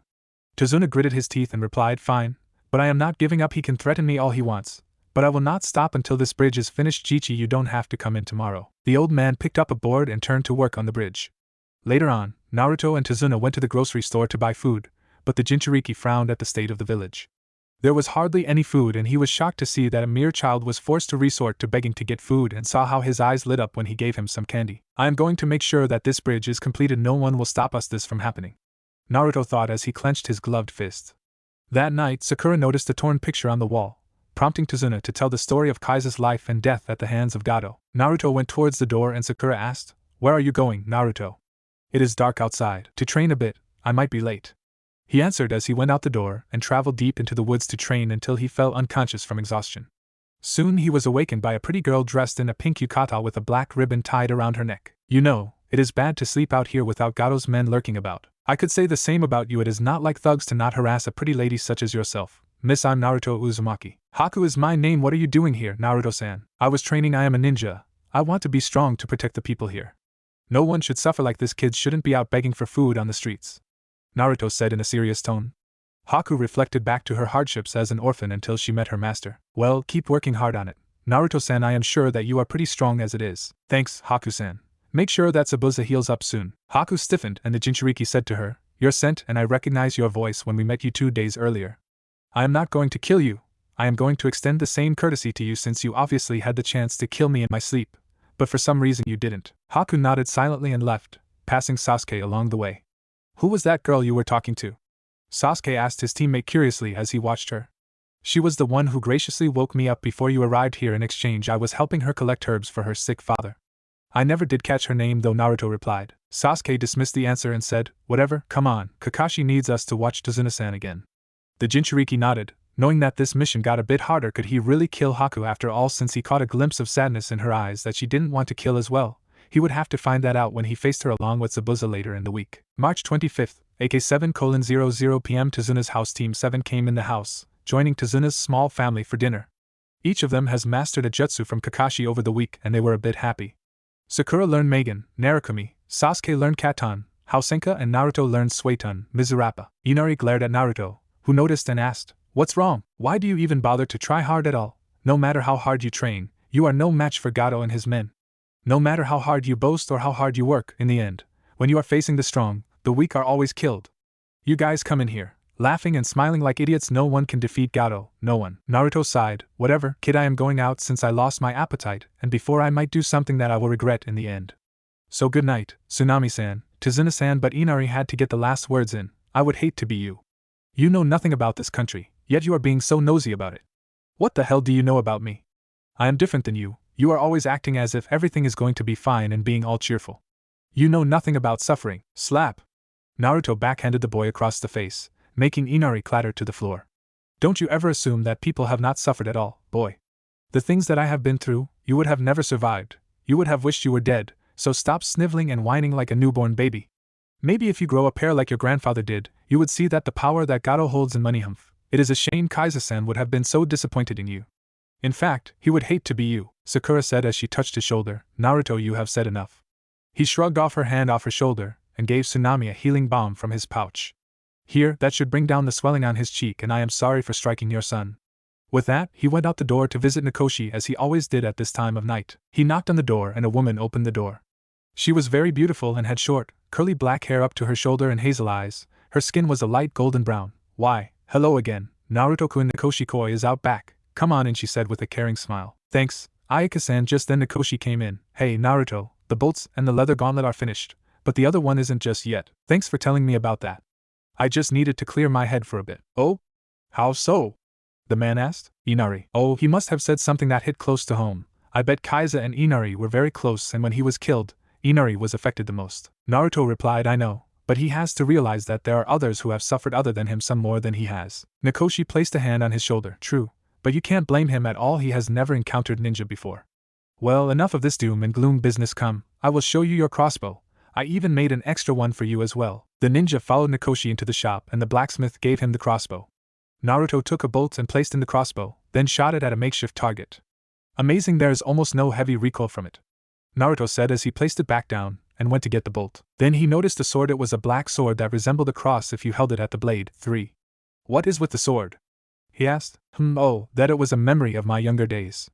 I was a swordsman once until I met Ayaka and San. Naruto turned to see a 6-year-old girl with black, curly hair like her mother, and her father's green eyes with tan skin, wearing a blue nightgown, run up to Nakoshi for a hug. Maya-chan, Nakoshi said, what have I told you about running in the shop? Not to. The girl said innocently, and then she turned to Naruto. Hi, Naruto Naiken. Hey, Maya-chan, you look very pretty. You got your mother's looks for sure. Maya giggled. You said that already, but thank you. Nakoshi mock glared at Naruto as he said, hey, no courting my daughter, Naruto. I don't care if you are a ninja and my favorite customer. Naruto laughed, and then Ayaka walked inside. There you are, you little rascal. It is time for you to go to bed, young lady. Maya pouted as Nakoshi gave her to Ayaka, and the blacksmith said, well, Naruto, are you feeling a bit better now? Yeah, I am. Your daughter reminded me of my promise that I made, to free this village from the clutches of Gato. I will be back in the morning to get the gauntlet. Thanks for your time and the crossbows, Naruto said as he left. After the Jinchuriki left, Nakoshi looked at the black sword hanging on the wall and said, well, Kitami, it looks like you may have a new successor. Meanwhile, one of the thugs that was patrolling happened to see Naruto walk out of the shop and the moon's light shine to see his headband. The thug grinned a bit, and he ran back to the base to tell his boss about Nakoshi's new customer. March 26th, aka Tazuna's house. Naruto woke up to find that his team along with Tazuna left for the bridge. The Jinchuriki left the house to go straight to Nakoshi's shop and planned to join his team at the bridge. He was greeting with the sight of Nakoshi's shop trashing and heard a commotion inside. Suddenly a thug was thrown out of the window and fell unconscious. Naruto ran inside to see Nakoshi armed with a sword, fighting off thugs left and right. The boy acted by taking out a kunai from one of his hexagonal seals after he bit his thumb to wipe blood on it. He slashed the thug's back, making him arch in pain, and then Naruto kicked him out the same window his companion was thrown out of. The thugs were alerted to the new threat and attacked the Jinchuriki. I can't risk using any jutsu or my X-gloves right now to conserve my energy. If they are here, that means that Haku and Zabuza are attacking at the bridge as well, he thought to himself. Naruto ducked under a slash from a thug's sword and gave him a punch to the face to stab at his leg. He moved to the left and slashed at another's arm, but the brigand avoided it and went low for Naruto's legs. The Jinchuriki jumped and kicked the thug in the face, making him fly into the furnace, and he screamed in pain before he died burning. Just then Nakoshi fell to the ground and Naruto screamed out, Nakoshi! He slashed and stabbed furiously through the 3 remaining thugs to get to the fallen man. Are you alright? Naruto asked. Be behind you. Naruto quickly launched his kunai behind him, which lodged itself into his last adversary's throat, and Nakoshi used his remaining strength to lift his sword upward and stab the man in the chest. What happened? The thugs broke into my shop, I was able to hide Maya and Ayaka in the cellar before I was able to get my S-sword to block them. Damn bastard got me with that sneaky stab in my leg. Ugh. It seems that the years grew on me. Nakoshi coughed up blood and Naruto said, hold on, I will get you to a doctor, you will be all better and… No, Naruto, it is too late for me. No, it's not, we could get you to a hospital. Come on, stay with me, Nakoshi. You have Maya and Ayaka to think about. Nakoshi smiled, hee. If you knew my real name, you wouldn't save me at all. What? My real name is Kazuma Murama, the Black Cross, a former Kiri ninja and former member of the 7 Shinobi Swordsmen of the Mist. So you knew Zabuza? Serenity said. He also killed a village populated with over 400 people and he slaughtered them, women, men and children. Yeah, I knew him, he was a bloodthirsty kid. So that's who Gato hired, huh? Yeah, Naruto said, crying a bit, and Nakoshi put his hand on the Jinchuriki's shoulder. Hey, don't worry about me right now, you have got to protect your friends, so I want you to take everything here, including my sword, Kitami. She will serve you well, Naruto said, but Naruto, don't question me, you are like the son that I never had. Now please grant my final request, please. The Jinchuriki bowed his head and said, fine, tell Maya and Ayaka that I love them very much. I will be back to see you soon, Nakoshi said quietly. And then he closed his eyes and smiled as he drew his last breath. Naruto let out a cry of anguish and sobbed for the loss of his friend, who acted like a father figure to him for a few moments. Then all of his sadness turned to anger, and that anger turned into rage. Naruto quickly got up and geared up for war, taking everything. He sealed the weapons into a scroll and took Kitami to seal in his hexagonal sign on his upper right thigh. Next, he went to the cellar and opened it to find Ayaka coming out with a flying pan swinging wildly. Naruto caught her wrist, saying, Ayaka, it's me, Naruto. She opened her eyes and said, Naruto-kun, where is Nakoshi-kun? The Jinchuriki said, I couldn't save him, I came too late, it is probably my fault. One of Gato's men must have seen me with my headband on and brought wrath upon your family. I am sorry, Ayaka-san, I am so sorry. Ayaka blinked back her tears at the loss of her husband and hugged Naruto. It's not your fault, Naruto, you see. During his last battle, Nakoshi was poisoned and the poison attacked at his muscles. He couldn't do anything strenuous such as sword fighting or use chakra at all. By doing blacksmithing, he was killing himself little by little, and the doctors told us that it was going to be his last year with us. But what about Maya-chan? Naruto said, has she been told about his condition? Yes, but she still believes that he will never die. But I do think that she knows that Nakoshi will be gone, that is why I let her spend so much time with him. Ayaka said sadly, he was always optimistic when things would go from bad to worse. Naruto nodded silently and turned away. Ayaka-san, please don't let Maya-chan come into the shop until I am finished taking out the trash, then I am going to find the person who ordered the hit and kill him. Gato and possibly Zabuza. Naruto spent the next minutes taking out the bodies with the help of his clones and burned their corpses, which were covered in oil, and used the katan, Kakaku, on them. Next, he took Nakoshi's body, which Maya was crying on, and sadly pried her away from it to bury him beside the house. Then he cleaned the shop, making it devoid of blood on the ground and the smell as well. Alright, I want you two to stay here. If I don't return, come to Tazuna's house because I will possibly be incapacitated. Ayaka nodded. How did he die? He died as he lived, Ayaka-san. He died with love in his heart, and a smile on his face. He said. Maya cried out after Naruto left, I hope you killed them all, Naruto Naiken. The Jinchuriki ran out the door towards the bridge with the look of murder in his eyes. He reached the edge to see Sasuke on the ground, but Naruto suspected that he was in a death state like Haku did with Zabuza. When the girl dropped her mirrors and went after Sakura and Tazuna, Naruto leapt out of the shadows and thought, they will all pay for this injustice. Haku looked up in shock to see that the Jinchuriki come down upon her hard and fast. With quick thinking, she made a ice saban and blocked his assault. What the Naruto grabbed her arm and snapped in two, making her scream in pain. Then he kicked her in the abdomen and sent a crushing axe kick to the head, making her fall to the ground. He clambered over her back and lifted her head by the hair, raising a kunai to her neck. Who are you? Your worst nightmare if you don't answer this question in the next few seconds. Did you order some mercenaries to kill a blacksmith by the name of Nakoshi Murama? No, who is he? Naruto didn't answer for a moment and then answered, he was a friend almost like a father to me. Quickly, he knocked her out using the ring of his kunai on her head. Naruto moved from Haku's seemingly dead body and moved towards Zabuza and Kakashi to see that the demon of the mist was held down by Kakashi's dog summons. Wait one moment, Sensei, I need to ask Zabuza something, Naruto said as he approached the two of them.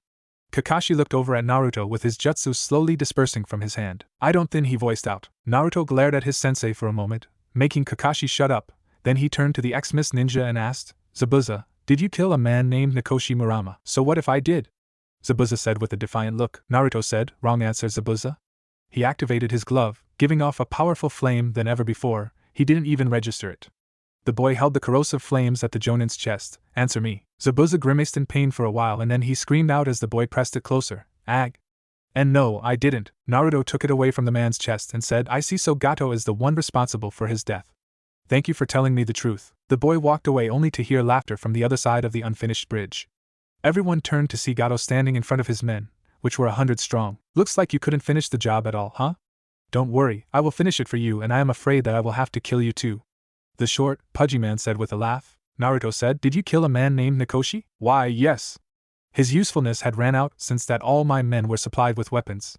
Gato said. Suddenly red chakra surrounded his body, turning his vibrant, blue eyes into burning red pools of anger. His teeth and nails grew sharper. Kakashi-sensei, release Zabuza-sen, we are going to need his services to get all of us out of this alive. He should be fine with that burn on his chest since it is 2nd degree only. Not so fast.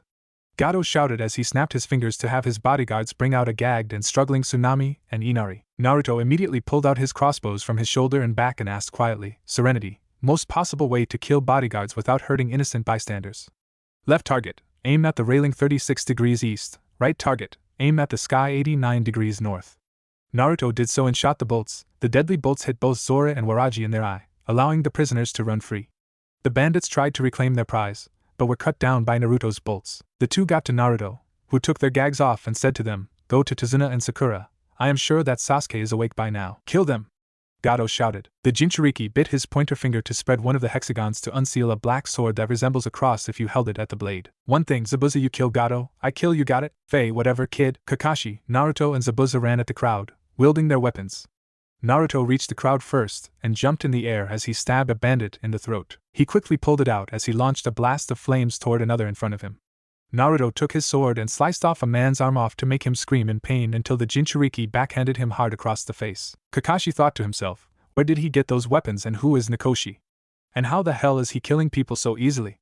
Zabuza hacked down 3 bandits down the middle of their waist as he thought, that kid is pissed off and that chakra is foul and appalling. Is he a Jinchuriki like Yugura? Next, Naruto impaled a bandit through the stomach with his sword and then had to move away to avoid a slash from one of the bandits. The Jinchuriki quickly rolled and bit his thumb as he reached down to his left thigh to unseal a Kaiketsu Shogue. A/N, picture the one in Ninja Assassin. As the Jinchuriki began to twirl around, the thugs that surrounded him stepped back to avoid it, and in fear. Finally the boy sent it out to stab a random thug and shouted, get over here. He pulled the chain, which launched the thug forward into a clothesline move. Then he ripped out the blade downwards before he pulled it out and swung it around his head, making the thugs avoid him once again. A thug got brave and charged in with his battle axe, but Naruto dodged to the left, making the thug kill one of his own and jumped up to slice his throat. He reached his sword and pulled it out of the body, then quickly sealed the Kaiketsu Shogue in its seal while the thugs regrouped to kill the kid. It is just one kid, how the hell does one kid kill 10 of us in 6 minutes? One of them asked. Naruto answered, it is because I have a goal and that goal is to avenge my fallen friend, Nakoshi Murama. Your boss made the mistake of killing him, and now he lifted Kitami as he pointed the sword at them. All of you will die alongside with him. That sword? That is the Black Cross sword, Zabuza thought. So Kazuma, you entrusted that sword to that boy, huh? I guess that looking at him now is a lot like you. Please spare us, we will leave this village and— No, there is no escape. There is no guarantee that you will not try to harm an innocent except for one possible outcome, your deaths. You made a wife lose her husband and a daughter her father. I am acting on the will of those two and my friend will be avenged. Wait a moment. Naruto threw a kunai at the protesting thug, which lodged within his throat. The Jinchuriki placed his sword through the loop of his belt securely and took out his crossbows. He jumped in the air and shot bolts at the group, cutting them down with their dying screams lingering in the air. Nakoshi placed seals on the crossbows to reload every time I shoot a bolt. Thank you, my friend. Your sacrifice will not be in vain. Soon he had cut down over 20 thugs with the crossbows and holstered back as he knew that he ran out of ammo, then drew Kitami. He stabbed one in the chest, then kicked another with a roundhouse kick. He blocked a thug's overhand strike and punched him with his left metal cestus hand. Naruto ducked under an attack and then hacked off a bandit's head. He didn't care about the carnage and gore he was causing, he didn't care about the screams of agony surrounding him, and the only thing that he cared about at all was avenging the death of Nakoshi by killing Gato. A cut on his arm thrusted him back to reality, and Naruto decked him in the face, then took his legs from him. Between the Jonin and Naruto, the bandit's status was either dead, dismembered or running away from the bridge in sheer fear. The Jinchuriki looked at the whimpering Gato, who pleaded with the boy, please let me go, I won't stay in this village anymore, I can give you money, power, women, anything. Can you give back life? No, you can because of your greed. A woman and daughter are crying for the loss of their family member. Naruto stabbed him in the shoulder and pulled out a crossbow while putting his foot on the cast. Because of your actions, I lost a friend. He shot Gato's hand, pinning him to the floor and making the man scream in pain. Because of you, this village lost a great man. No, 2 of them, and you want me to spare you? Naruto said coldly. Don't make me laugh, you son of a bitch. He kicked him across the face and said, "This is for Ayaka, Inari, Tsunami, Tazuna and Maya Resquiescat in pace, asshole." He unleashed his hidden blade and stabbed Gato in the throat. The business tyrant died with a gurgle, and he suffered as the light left his eyes. The Jinchuriki sheathed his blade and walked away only to throw up on the ground as the adrenaline left his body as well as his demon's chakra. Kakashi moved to his student and said, "Naruto, are you okay?" The blonde replied, "Yeah. I am, just give me a minute, sensei." The Sharingan wielder thought for a moment, and decided to wait to ask about his sudden anger, and those weapons. He said, "Kid, that was one of the most sadistic things I ever saw from someone of your age. Or even take your apprentice and leave." Naruto said without looking at him at all, "Nah, I think I better stick around here with you. Running from hunter ninjas are no fun anymore. Plus I think you need someone who can teach you how to use that sword."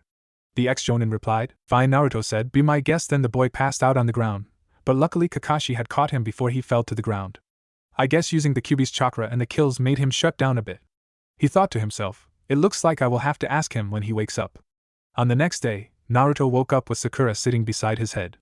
"Oh, you are awake," the Harino said. "I'll get sensei." The silver-haired man came in and asked, "How are you doing, Naruto?" "Fine, I have some explaining to do, huh?" "Who is Nakoshi?" "He was a blacksmith. He was the one who made the bolts for my crossbows and my gauntlet.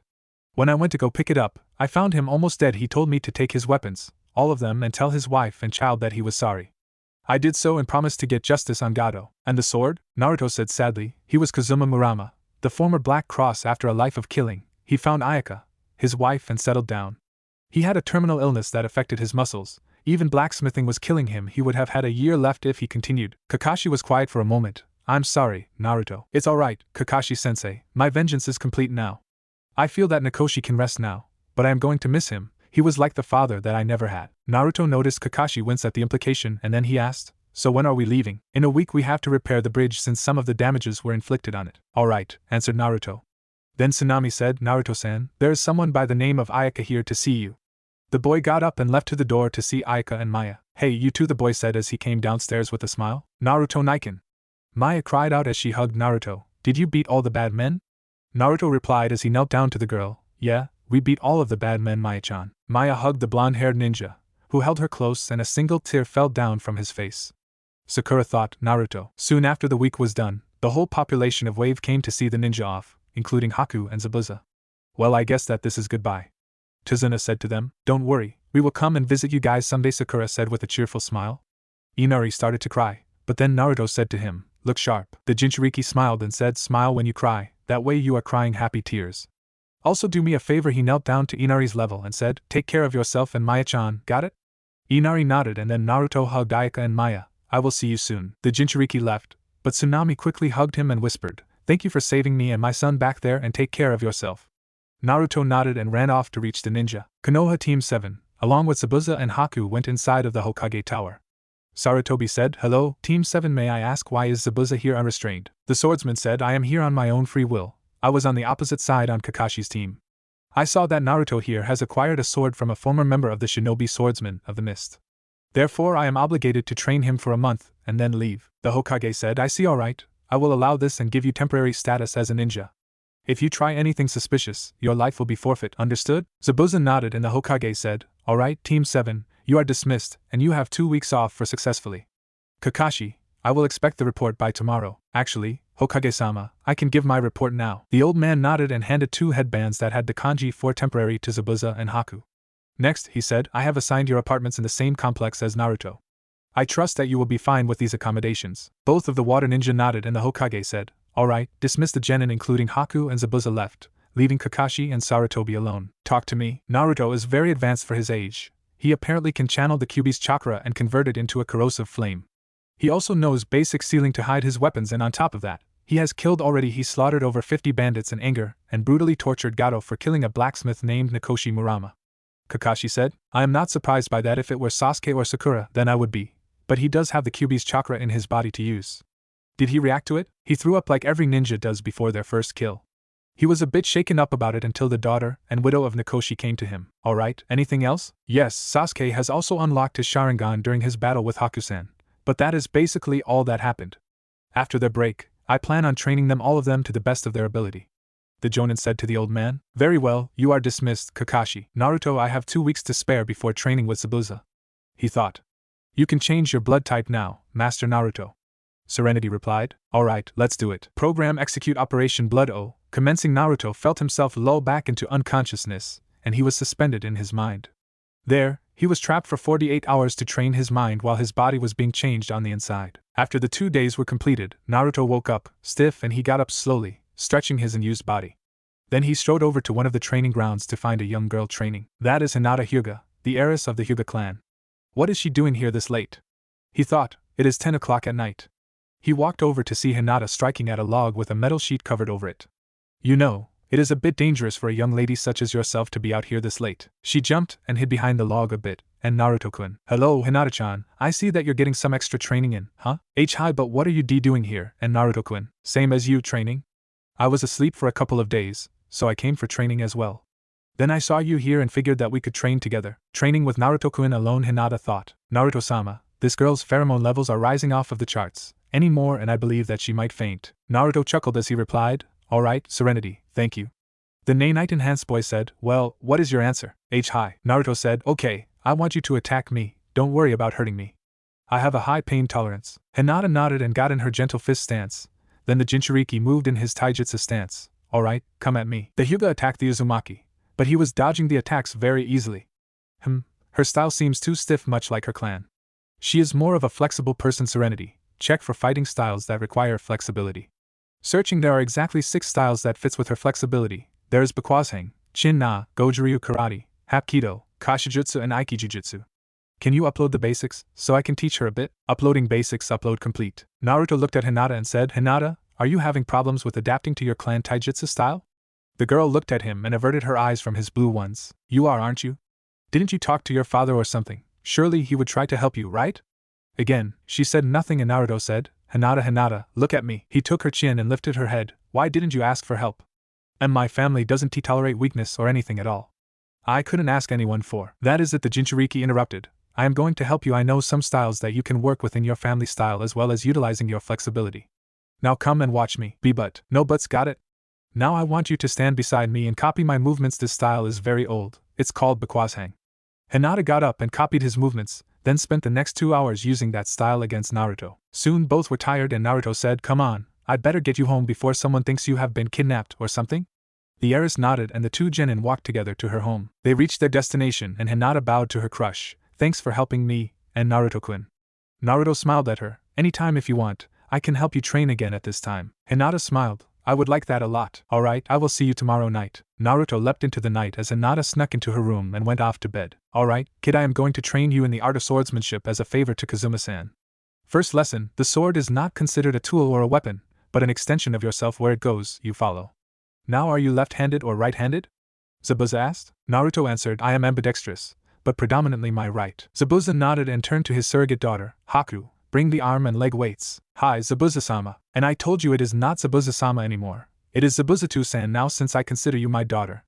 The fight against Gato made the man realize that Haku was very precious to him despite what he boasts to Kakashi back on the bridge in Wave. The ice user brought the weights and put them onto Naruto's legs and arms, and then the temporary Jonin instructed, Now put some chakra into the weights until they feel heavy. Naruto did so and 5 minutes later, his arms and legs felt heavier than usual. He looked at them to see the number 15 on them, and he deduced that was how much pounds he was wearing. Alright, your limbs have 15 pounds exactly. Wearing these will help you increase your speed of your swings, punches and kicks.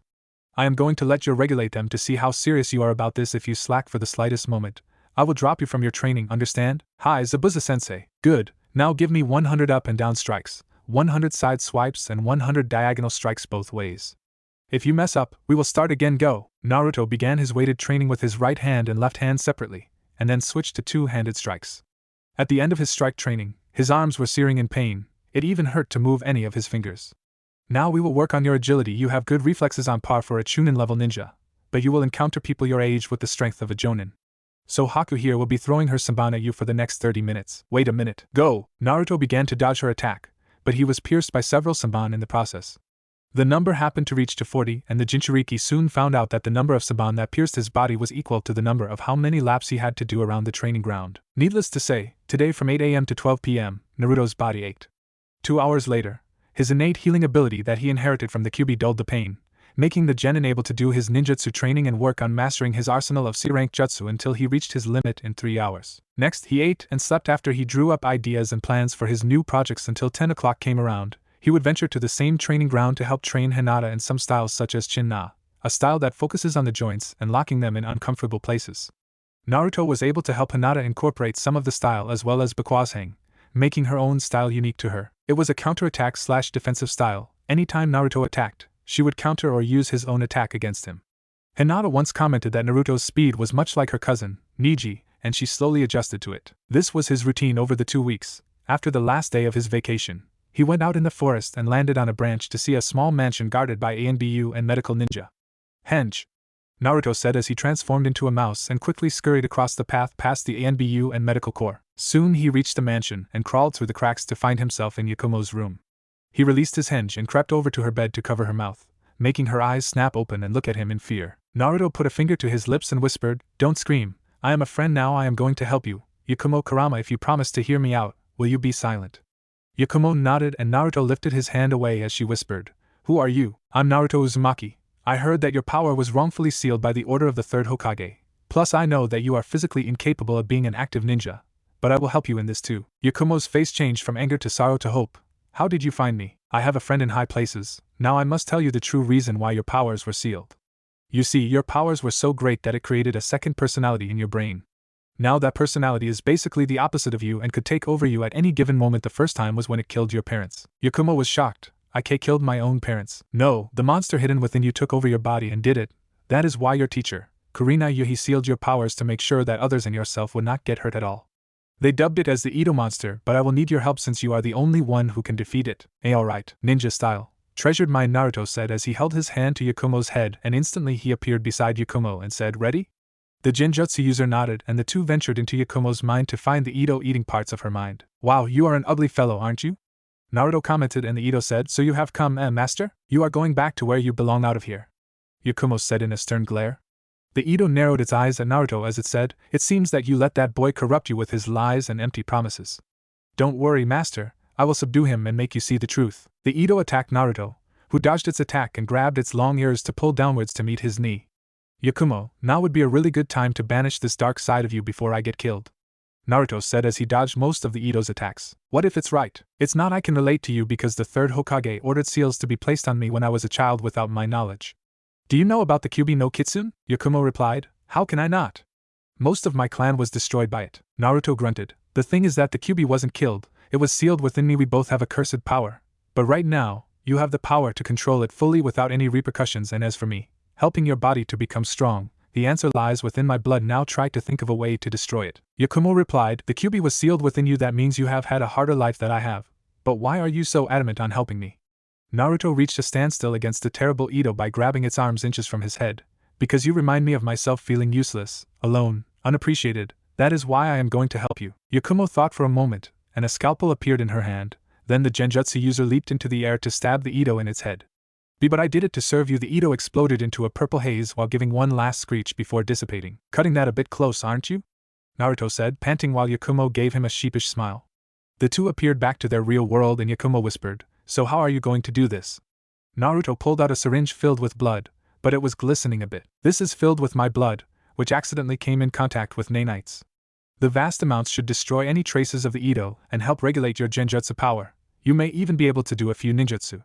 If you hear a voice in your head, don't worry, it is all natural and in a few days, you will be and feel different." Yakumo said, "Will I ever see you again?" Naruto thought about it for a minute and said, "I don't know when you get better, maybe I will get the privilege of seeing you again. So until I will see you later, Yakumo Kurama, student of Kurina Yuhi."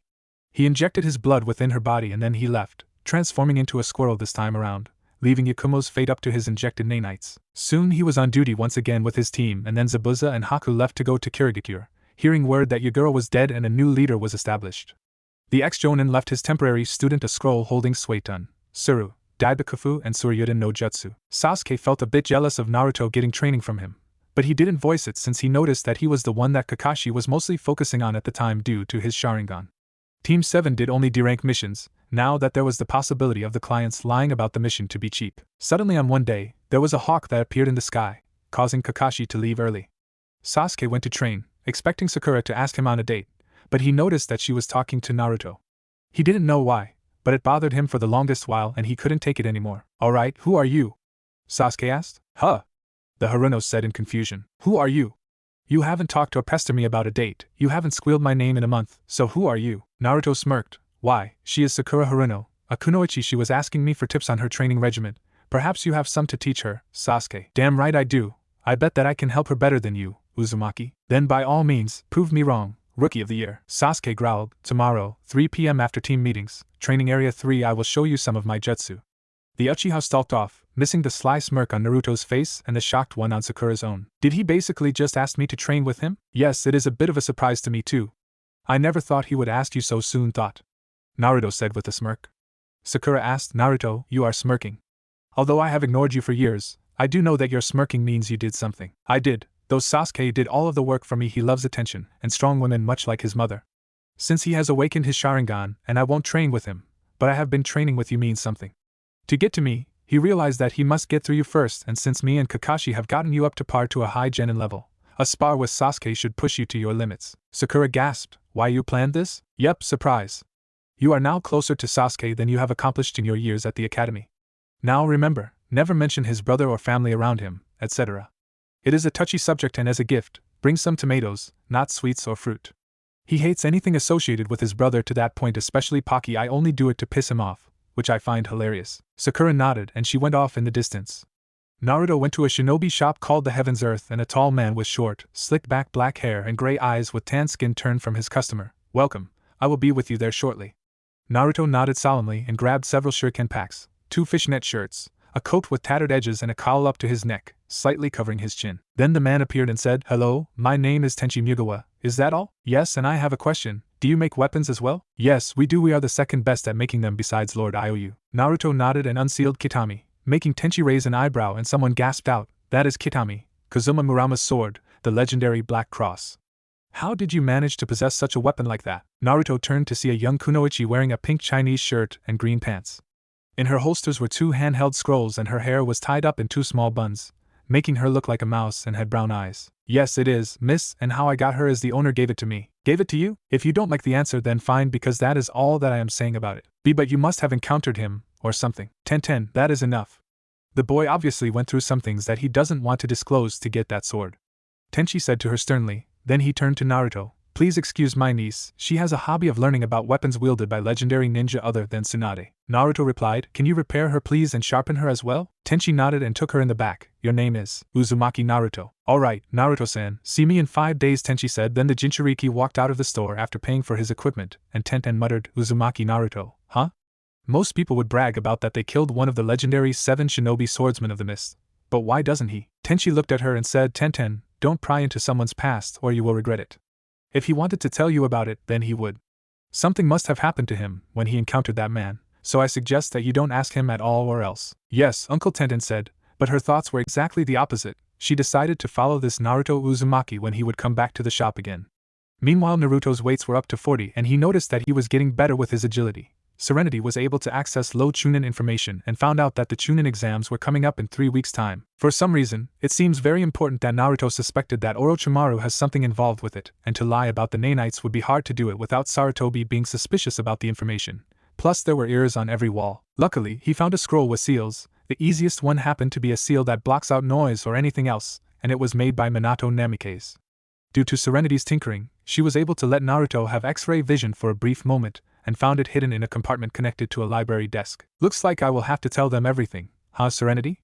Naruto said. It is up to you, Naruto-sama, but ultimately this information could save someone's life in the near future, Serenity said. The Jinchuriki nodded and went over to the Hokage Tower, meeting no resistance against the secretary.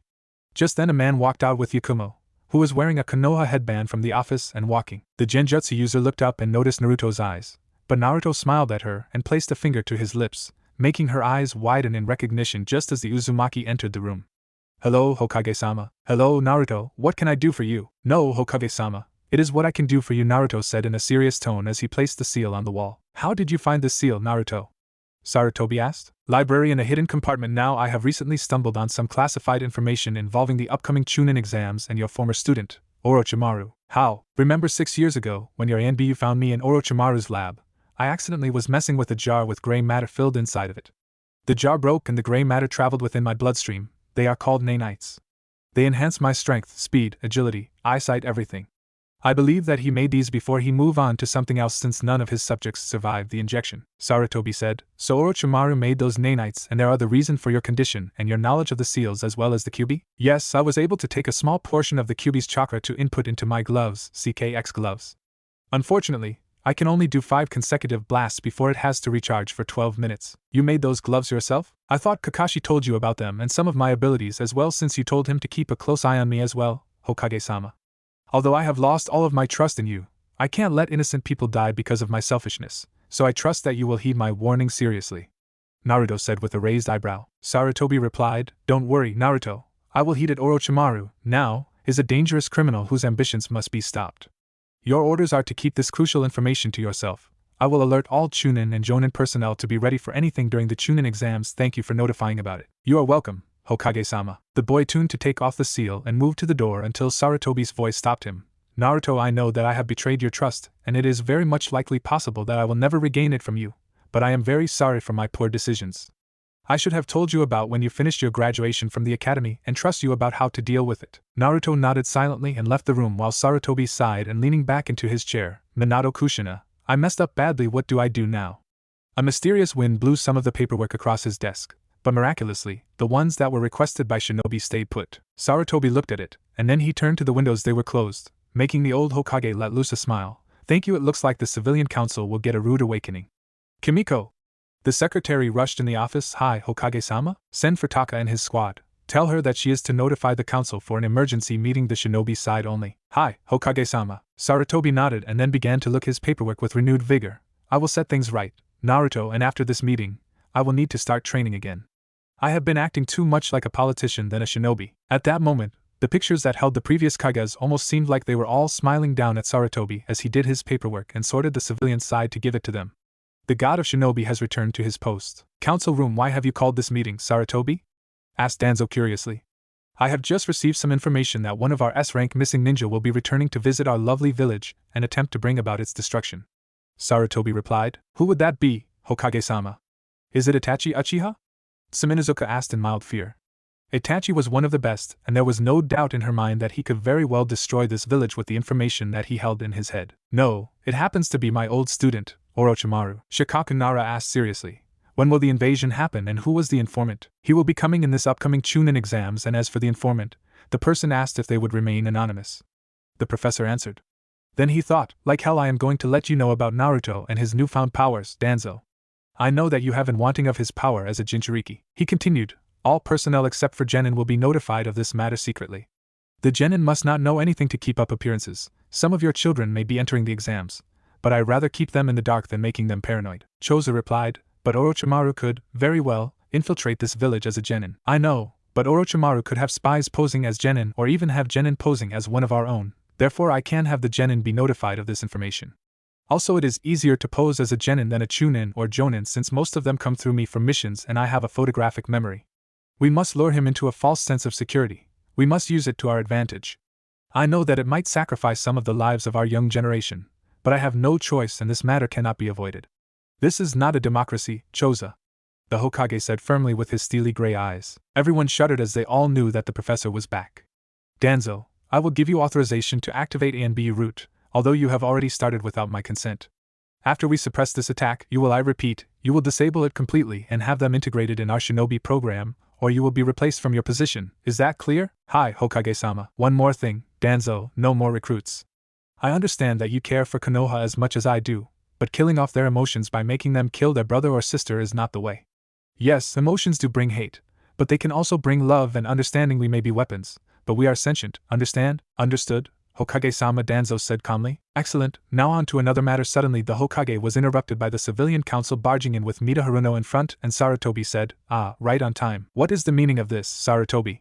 Why weren't we, the civilian council, notified of this emergency meeting? Mida cried out in anger while the shinobi council frowned at the blatant disrespect. To answer your question, Mida, I have recently decided that the civilian side will not be involved in shinobi matters at all, and also you all will appoint someone among your group to do your own paperwork.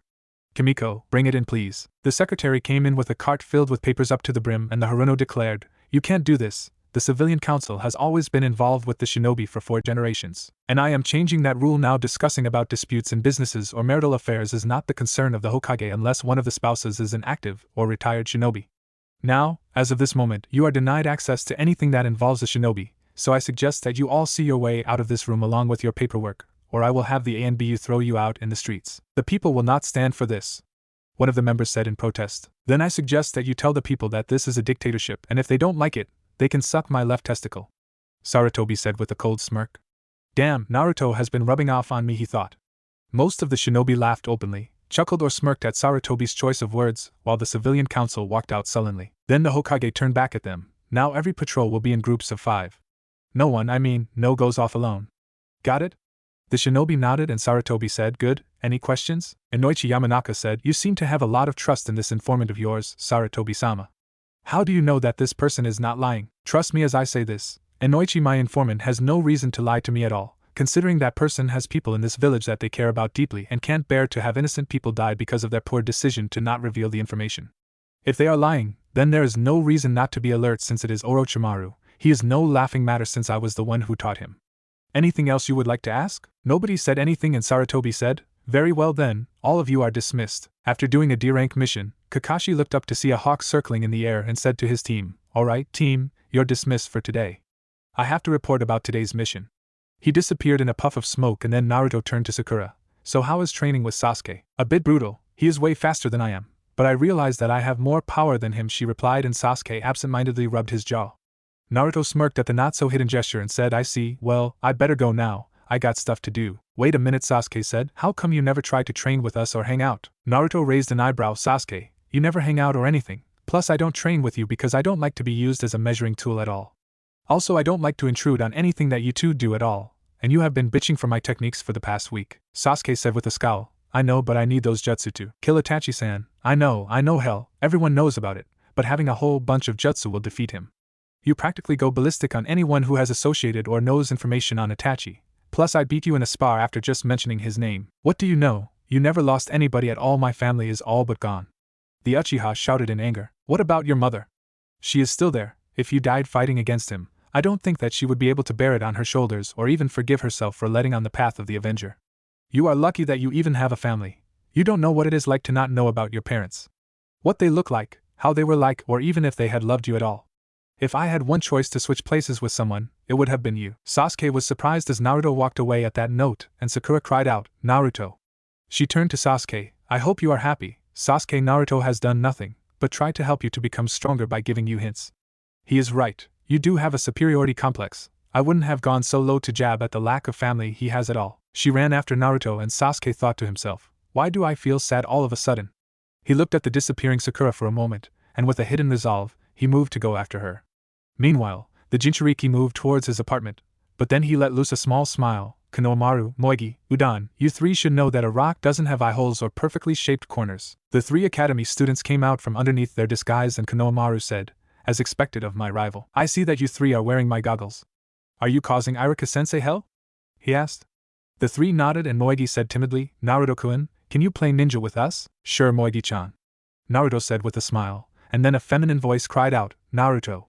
The Jinchuriki and the kids turned to see Sakura. Sakura, are you okay, Naruto? Yeah, I am fine now. The Haruno noticed the 3 kids and knelt down to their level with a smile. And who are you 3? Please don't ask, Naruto said, but it was too late. I'm Moegi, the sassiest kunoichi in the academy. I'm Udan, I like algebra. And I'm Konohamaru, the strongest academy student, and together, we are, the 3 said in unison while making a pose, the Konohamaru Corps. Naruto and Sakura's sweat dropped at it. But then Konohamaru asked, so, lady, do you want to play ninja with us? Sakura looked at Naruto, then back at them. Sure, I have nothing better to do. The 2 genin played with the 3 students until Konohamaru accidentally bumped into a person. He was wearing a black jumpsuit with cat-like tips on the hood.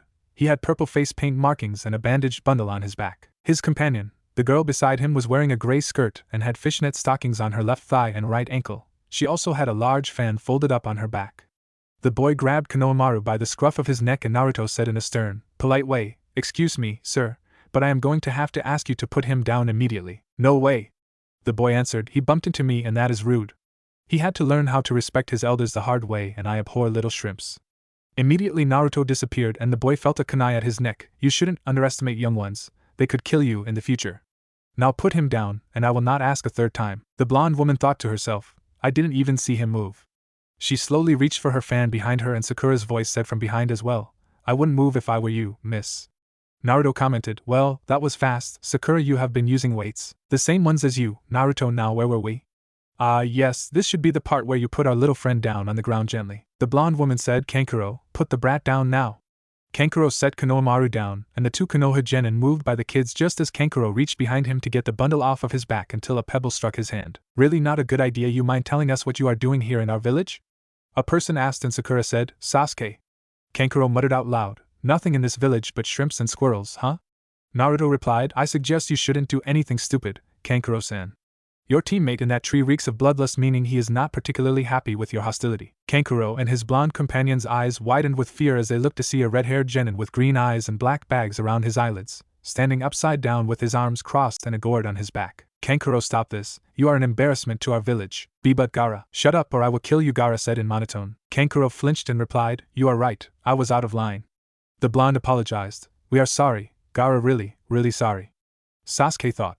So he is the leader, he must be very powerful to have those two quaking in fear and has stealth rivaling Kakashi-sensei's own, but how did Naruto sense him at all? Gaara did as soon as Shunshin and appeared between his group. Kankuro, Temari, come on, we are leaving now. Sakura said, wait, no Sakura, let them go, they are here for the Chunin exams. Naruto said to her, Chunin exams? She asked. One of the two possible ways to get promoted from Genin to Chunin, you must show strategy, leadership and dedication by participating in a series of tests along with fighting different opponents from the ninja villages in the continent. Naruto stated. Temari smirked as she thought, wow, cute and smart. Sasuke asked as he jumped down, how do you know about this, Naruto? Library, and the reason you two never knew about it is because Kakashi-sensei never bothered to tell us. I'm guessing that he might put us in the exams to test us as well as get out of his hair for a while. Gaara glanced at the two boys as he thought, it takes skill to hit Kankuro without him detecting it, and to get behind both of my siblings is even harder as well. Gaara spoke up suddenly, you three, what are your names? I am Sabaka no Gaara, Uchiha Sasuke, Harino Sakura, Uzumaki Naruto. I hope to see you three in the exams, Gaara stated in monotone before he left along with his teammates. He creeps me out, voiced Sakura. I know, but there is something odd about him, something familiar. Naruto said, and then he spoke to Serenity. Did you check their chakra, Serenity? Yes, Master Naruto, two of them are normal, but the one subject known as Gaara has higher chakra than normal. It is also similar to the Kyuubi's chakra, meaning that he is a Jinchuriki as well. Unfortunately, I couldn't confirm which one he holds. That is fine. At least we know that he is a Jinchuriki. Then Sasuke looked at his teammates and said, Naruto Sakura, I am sorry for the way that I acted, I was out of line. Not knowing your parents is much the same as losing your family. Naruto nodded as he replied, I accept your apology, Sasuke, and I am also sorry for antagonizing you as well. So for compensation, I guess one spar against you can't hurt. Sasuke smiled a bit. I would like that very much, Naruto. Hokage's office now, does everyone know what to do? Sarutobi asked. The Jonin and Chunin nodded in agreement, while Sarutobi continued, excellent, now are there any nominations for this year's exams? Kakashi, Kurenai, Guy and Asuma stepped forward. I, Kakashi Hatake, sensei of Team 7, hereby recommend all three of my genin, Sasuke Uchiha, Sakura Harino and Naruto Uzumaki, ready for the Chunin exams. What? No way. It is too soon for them. Iruka thought to himself in shock. I, Kurenai Yuhi, sensei of Team 8, consisting of Hinata Hyuga, Shino Abirame and Kiba Inuzuka, recommend all three of my genin ready for the Chunin exams. I, Might Guy, the youthful sensei of Team 9, Niji Hyuga, Tenten Mugawa and Rock Lee, ready for the Chunin exams. I, Asuma Sarutobi, leader of Team 10, consisting of Ino Yamanaka, Shikamaru Nara and Choji Akimichi, ready for the Chunin exams as well. Iruka cried out, Lord Hokage, if I may speak, some of the genin that were mentioned used to be my students. I believe that it is too soon for them to be put in this exam, it is much too dangerous, especially with the known events that will occur during them. Hiruzen replied firmly, I understand your concerns, Iruka, but it is not your decision to make. I may sound cold and uncaring, but some of the genin do need a wake-up call, some more than others. This is a perfect way to show it by putting them in the exams, and I know it is dangerous with Orochimaru and his spies lurking about in the exams, but we must keep up appearances. He turned to the Jonin before him. See me after the debriefing, so I can give you your slips. You are to notify your genin to report to the academy in room 315 for the first phase with their signed slip. Hi, Hokage-sama. The next day, Team 7 appeared for their meeting only for Kakashi to appear late again and gave them their slips to the Chunin exams. Elsewhere in the training grounds, a girl's voice was heard. Hey, did you hear? Kakashi's team is going to appear in the Chunin exams. No way, the Sharingan no Kakashi, they must be quite powerful then. In the end, fate will dictate that we will be the victor. After Kakashi gave them the slips, Naruto moved to Tenshi's shop and the scarred man looked over to him. Ah, Uzumaki-san, you are early today. Hold on for 1 second. Tenchi went in the back and Naruto took the time to window shop. He was already stocked on his primary weapons as well as his ninja tools and portable traps. Tenchi appeared in the front with Kitami in hand. Here you go, Naruto-san. The Jinchuriki took back Kitami. She felt a bit lighter, yet more durable. Thank you, Tenchi-san. Here is your payment as promised. Keep it. Naruto was confused. I don't understand. I was glad to work on such a fine piece of work and the Hokage already paid for it in advance, so don't worry about it. Naruto stared at him for a moment and then said, thanks. He sealed Kitami in its original position and he strode toward the training grounds while Tenchi thought, phew, he almost caught that lie. He is definitely your son, Minato. Training Area 3 I wonder, Naruto said as he unsealed Kitami and sent chakra into the blade. The black sword was lit ablaze with blue chakra. Yep, he used a bit of chakra conducting metal. Looks like I can use it to send chakra out in an arc, or the destructive one for that matter. I will need to delve in my mind again to collect some again. The Jinchuriki thought, but first. The blonde ninja quickly grabbed his kunai out of his holster and threw at the tree left of him. Come on out, Tenten, was it? Tenten appeared behind the tree and said, how did you know that it was me? I never forget a chakra signature after I sense it. I know the reason that you are following me and I am not going to disclose my personal business all because you recognize this weapon. But why not? A genin fresh as you would be spilling their guts out from IWA and back if he or she had defeated one of the 7 shinobi swordsmen of the mist and lived. My case is different because the truth is that I didn't defeat him at all. What? Explain yourself. I will say no more. Farewell, Tenten-san. He did a shunshin just as Tenten moved to grab him while shouting, wait. Then the weapons mistress cursed, damn it, I wouldn't be able to find him now and I will have to survive the Chunin exams to get more information from him. What does he mean that he didn't defeat him? Then how would that explain how he got that sword on his persona? The young Kunoichi went home, empty-handed as Naruto watched her. Persistent little Kunoichi, are you? Master, you do know that you will not be able to avoid the situation concerning over Nikoshi-san. She will wear you down. Well, Serenity, let's pray and hope that she doesn't find me at all or where I live at. Now let's go over what we are going to help Hinata out for tonight. Academy. Naruto arrived at the academy the next morning and saw that Sasuke and Sakura were already there. Hey guys, ready? Naruto asked and his fellow teammates nodded as they walked up inside. They walked up to the second floor to see a crowd on the floor. Instantly the three noticed the genjutsu on the sign. Sasuke was about to say something, but Sakura grasped his shoulder and whispered, don't say anything at all, Sasuke-kun. If you do, there will be more competition for us and needless battles as well. Sasuke frowned a bit, but understood her logic. He would have a better chance at fighting strong opponents much like Gaara and Naruto. Team 7 was able to slip past to go up the stairs and the resident Jinchuriki glanced down to see Tenten and a bull-haired kid getting knocked around. But then he caught up with his team and met Kakashi at the door. Good, you are all here. If you weren't, then I would have been forced to bar you from taking the exams at all. All of you, protect yourselves and each other. Remember, with teamwork, you can defeat even a Jonin. The Hatake said. Team 7 nodded in unison and proceeded through to have most of the veteran genin stare at them with killing intent. This is laughable. I have felt more intimidated when I was training with Zabuza-sensei and Haku-chan. This is ridiculous. Naruto thought to himself. Sasuke-kun. A voice shouted out before the person came over to their position and glomped said object of affection. Ino, get off of me. Sasuke said. To her rival's surprise, Sakura didn't react to her touching Sasuke at all. Hello, Ino, how have you been since I last saw you? Forehead. Ino said, a bit confused. What has happened to you? Sasuke replied, this is Sakura Harino, a kunoichi witch. Unfortunately for you, Ino, I can't say the same. Naruto smirked as he glanced over at the three and thought, good job on playing your part. Sasuke. Ino slowly got off of the Uchiha and joined her teammates. Shikamaru was speaking with Naruto when the Yamanaka heir appeared. Naruto made his move. Ino, what, Naruto? She replied hotly. I take it, Sasuke acknowledges Sakura more than you, correct? What do you know? Simple, I know because I am the one that helped Sakura blossom from a fangirl to a kunoichi with skill close to Sasuke's level. Thus she has been in company with him, even training with him in his own home. Ino's hands balled up into fists as Naruto said, you envy her, don't you? You want the same thing as well. I can help you there, Ino. If you are serious about being a kunoichi and winning Sasuke's heart, you need to do two things only. What is that? Be your slave or something? Ino, I am not that kind of guy to do such a vile thing. I just want you to answer a simple question. Why do you like Sasuke so much? Ino said, because he is smart, cool, handsome and strong, but above all, he has experienced a lot of pain, causing him to shut everyone out. I feel that maybe I could be able to get through to him by being there for him. Your feelings are sincere. Fine, now here is the second thing. Meet me at training ground 47 after the exams or when we have a break and prepare for a long session. Then a silver-haired genin with round spectacles came over to them while saying, My, are you all a lively bunch of genin. I take it that you are all rookies, right? Kiba growled out. Who asked you? Oh, forgive me of my manners. I am Kabuto Yakushi, and particularly you are pissing off the AIM ninjas behind you. They have quite short tempers, but now I will share my information with you since it is your first time. The fellow genin said to them. Do you mean that you have taken the exams before, Kabuto-san? Sakura asked. Yes, the exams are held once every 6 months. Unfortunately, I could never pass, and now this is my 7th try. Naruto thought. That was too convenient. Although he is a Konoha shinobi, he would be desperate on his 7th try. Nobody in their right mind would give out information so easily without trying to con newbies into a favor. You see, there are many teams that have arrived here, mostly from Kusa. Oto is a recent new village, so I don't have that much information on them, so you could ignore them for now. Sasuke asked. Excuse me, but do you have information on individuals? Kabuto answered with a smile. Yes, I want the stats on Sabaku no Gaara, Naruto Uzumaki, and that team that is staring at us over there, Sasuke said, pointing behind him.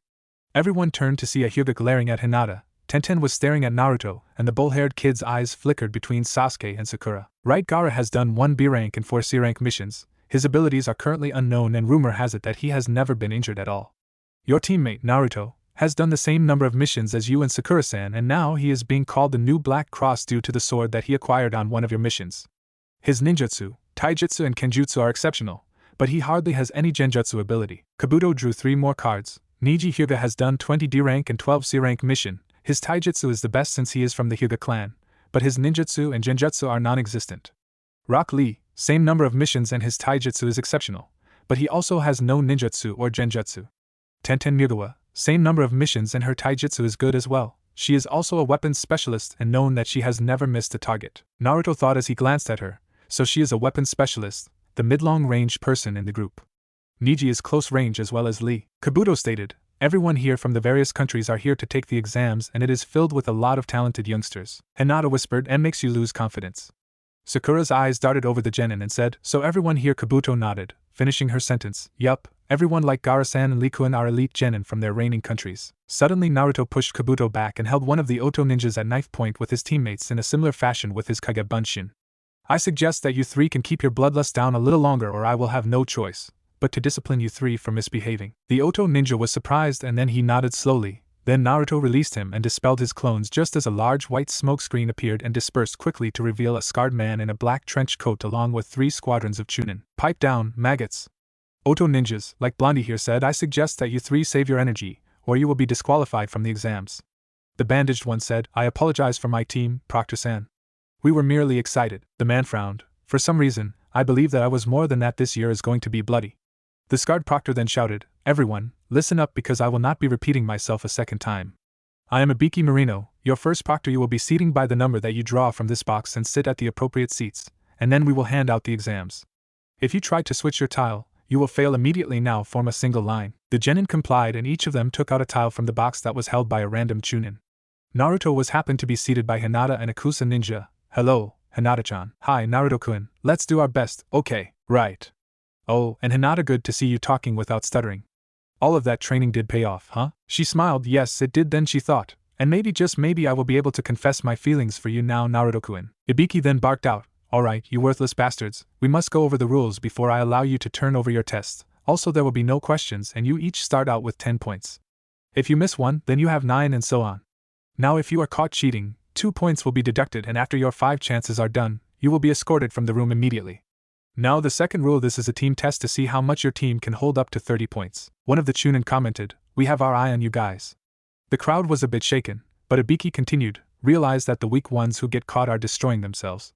As shinobi trying to become Chunin, be proud ninjas. Now on to the final rule, which is that if a teammate doesn't answer all questions correctly or loses all of their points will fail along with their 2 teammates. Sakura thought, what? Ibiki stated, you now have 1 hour to complete the test. You may now turn over your tests and begin.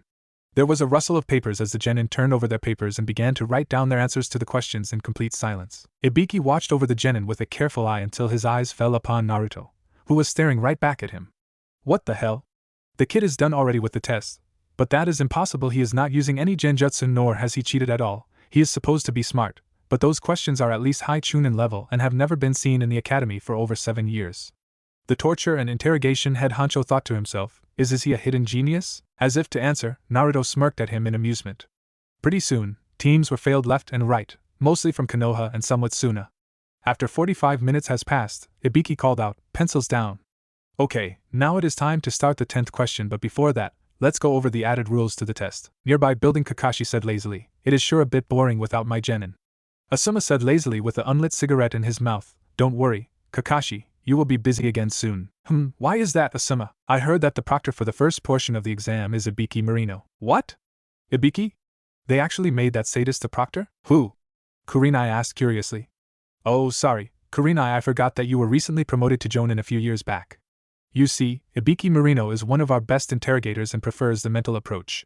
When dealing with him, he uses simple words and scenarios to make you torture yourself. Asuma explained. Back to the testing room 315, Ibiki stated, first, you must decide whether to take the question or not. Sasuke thought to himself, take the question or not? What does he mean by that? Temari asked, choose? Then what happens if we decide not to take it? Ibiki said as he chuckled lightly. Well, now that is simple really. If you decide not to take it, then your points will be reduced to 0, and you will fail along with your 2 teammates. A random genin shouted, then what the hell is that supposed to mean? Of course, we will take the final question. Ibiki gave him a sadistic smirk. Which brings us to our last rule. If you take the 10th question and just so happen to get your answer wrong, then that unfortunate genin will never be able to take this exam ever again. Kiba shouted with an accusing finger pointing at Ibiki. That is not fair. There are guys here that have taken this exam before. You don't have the power. Ibiki laughed at him. You guys are unlucky this year. It is my rules and my rules are law until you walk out of this room with the next proctor, but fear not, for I am giving you a way out. If you quit right now, you will have the ability to try again next year. Now let's begin the final question. But first, who wants to give up? Soon various genin began to quit due to the pressure, and when the room was almost completely empty, Ibiki asked, anyone else want to quit? No one raised their hand or stood up. Then Ibiki thought, fine, then it is time to give them the final verdict and the shock of their lives. For those of you left over, you all have passed the first test. A collective what was heard throughout the room, and then Sakura asked, but what about the 10th question? Ibiki smiled at her. The 10th question was basically the choice to take it or not. Temari shot out her question, then what about the other 9? What was their purpose? Those questions were made for Chunin to answer, thus you genin couldn't answer them unless you were extremely smart. For the rest, it forced you to realize that the only way for you to pass was to cheat. We had 2 or more Chunin disguised as genin with the correct answers stationed nearby, and those who were caught by cheating poorly were escorted out, as you know. The torture and interrogation leader untied his Konoha bandana to display his bald, scarred head obscured with various screw holes and old burns. Because at times, information is more important than life and people will risk everything to get it. Sasuke thought to himself, the after effects of torture. Ibiki retied the bandana. If the enemy notices you, there is no guarantee that the information will be accurate.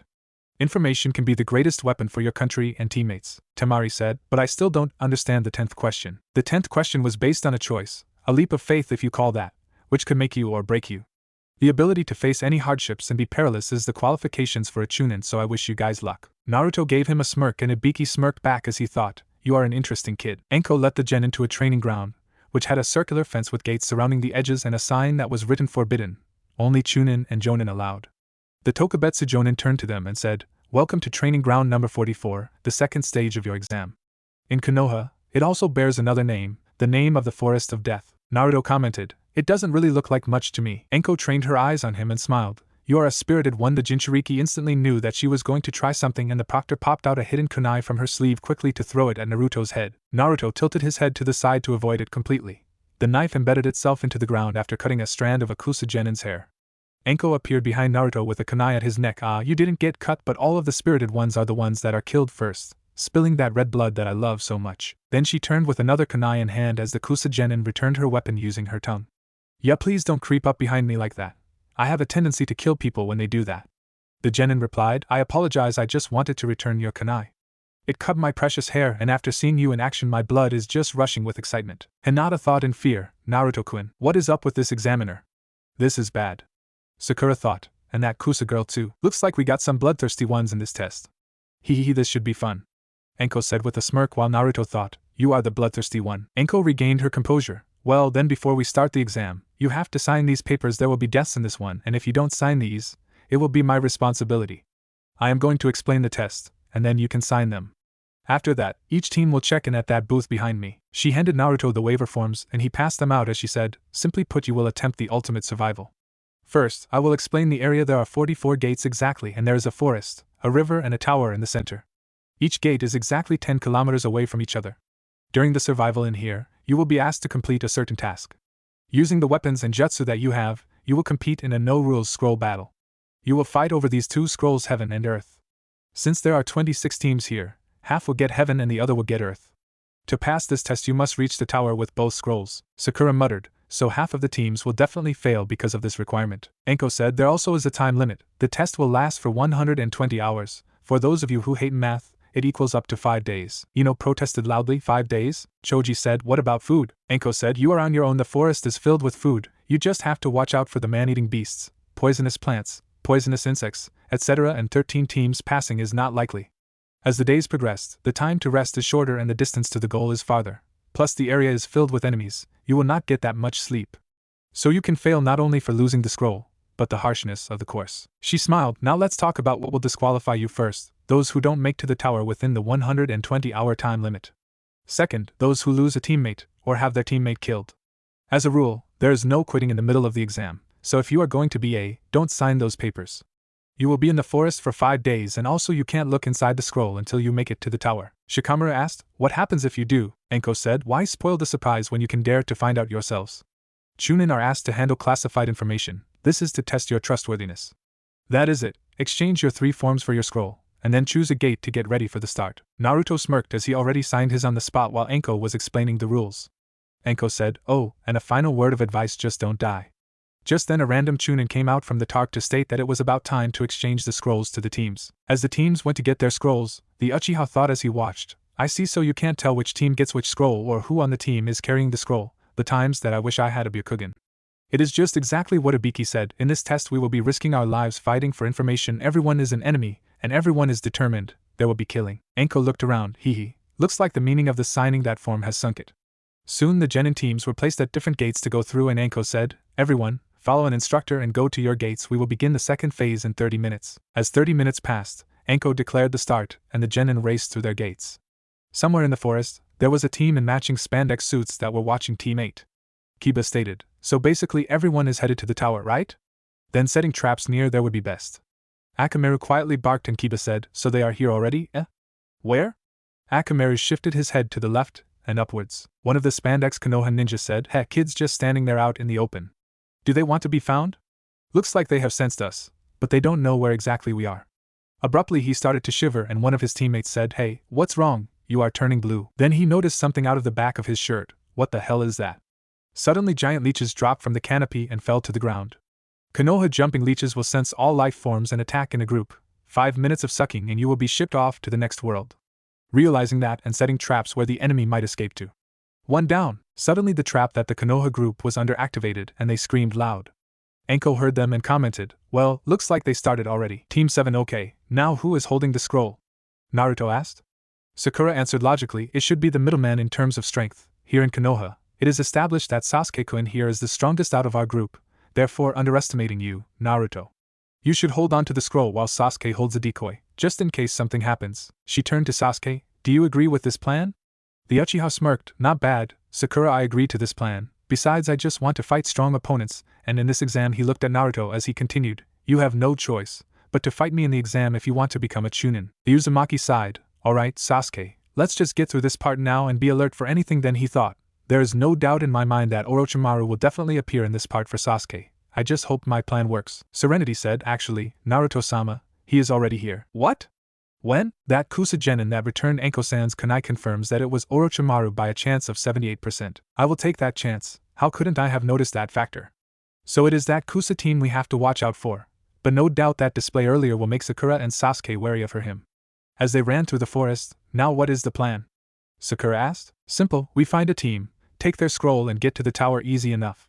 Sasuke said, and Naruto glanced at him. You just happened to glance at which team has which kind of scroll. No, I called in a favor from Hinata. She used her Byakugan and told me that she found 2 AIM teams who had the Earth scroll we need and 4 Konoha teams who had Heaven before she was caught. What did you give her in exchange? Sasuke smirked. Some information on her cousin. In reality, it was Naruto's likes and dislikes that he gave to Hinata, and Naruto commented, good thinking, Sasuke. Then he tensed up and whispered to his teammates, heads up, we are not alone. Suddenly Shuriken and Saban were thrown at the 3 teammates, who scattered about momentarily to see that it was an AIM team.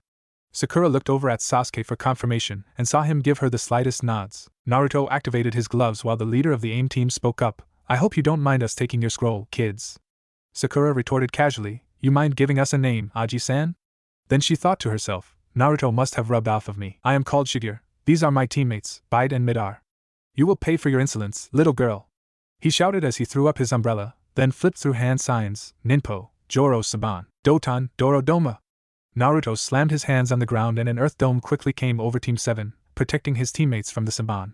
Okay, Sasuke, Shiger is yours. Sakura, you take the one called Midar and I will take the short one. The two nodded and Naruto released the dome from the back, letting Sasuke and Sakura discreetly enter from the back, just as the AIM team were coming around.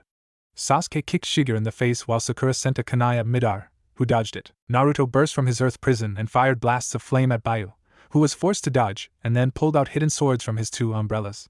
The Jinchuriki dodged a thrust from his left one and ducked under a swipe with the right one to give Byakuya a strike to the stomach. Byakuya stumbled back, clutching his stomach, and then Naruto gave him two punches across the face, one on both sides, and gave him a savage roundhouse kick to the head, knocking Byakuya into a tree and knocking him unconscious. As Byakuya slumped to the ground, Naruto checked his pouch to see that he was carrying some ninja wire, AIM issued kunai and shuriken along with some scrolls. He took the ninja wire and tied up Byakuya securely, but enough to that he wouldn't be able to get out for at least a few minutes. With Sakura, she was in a knife/taijutsu match with Midar. She blocked a swipe at her midsection and then returned the favor with a well-placed kick to the chest. She sprang at him to stab his arm, but the AIM nin sent his feet up in the air, catching her chin. You will not beat me that easily, little girl, he declared with a smirk. Sakura spat out blood from her cut lip and launched herself at him. Foregoing his swords, the AIM nin flipped through hand seals as he shouted, Suiton, Suikoden. The water from the lake behind him sprang out over him towards Sakura, but to his surprise, the water went through her. A bunshin? When did she? He said, but then he saw Sakura coming at him with a punch, causing his head to snap to the side, then she slammed her knee into his stomach. Midar stumbled back, holding his stomach, and Sakura didn't relent to give him an uppercut, making his head snap up. Finally, the Haruno performed a sabat kick to his chest, making Midar gasp for air.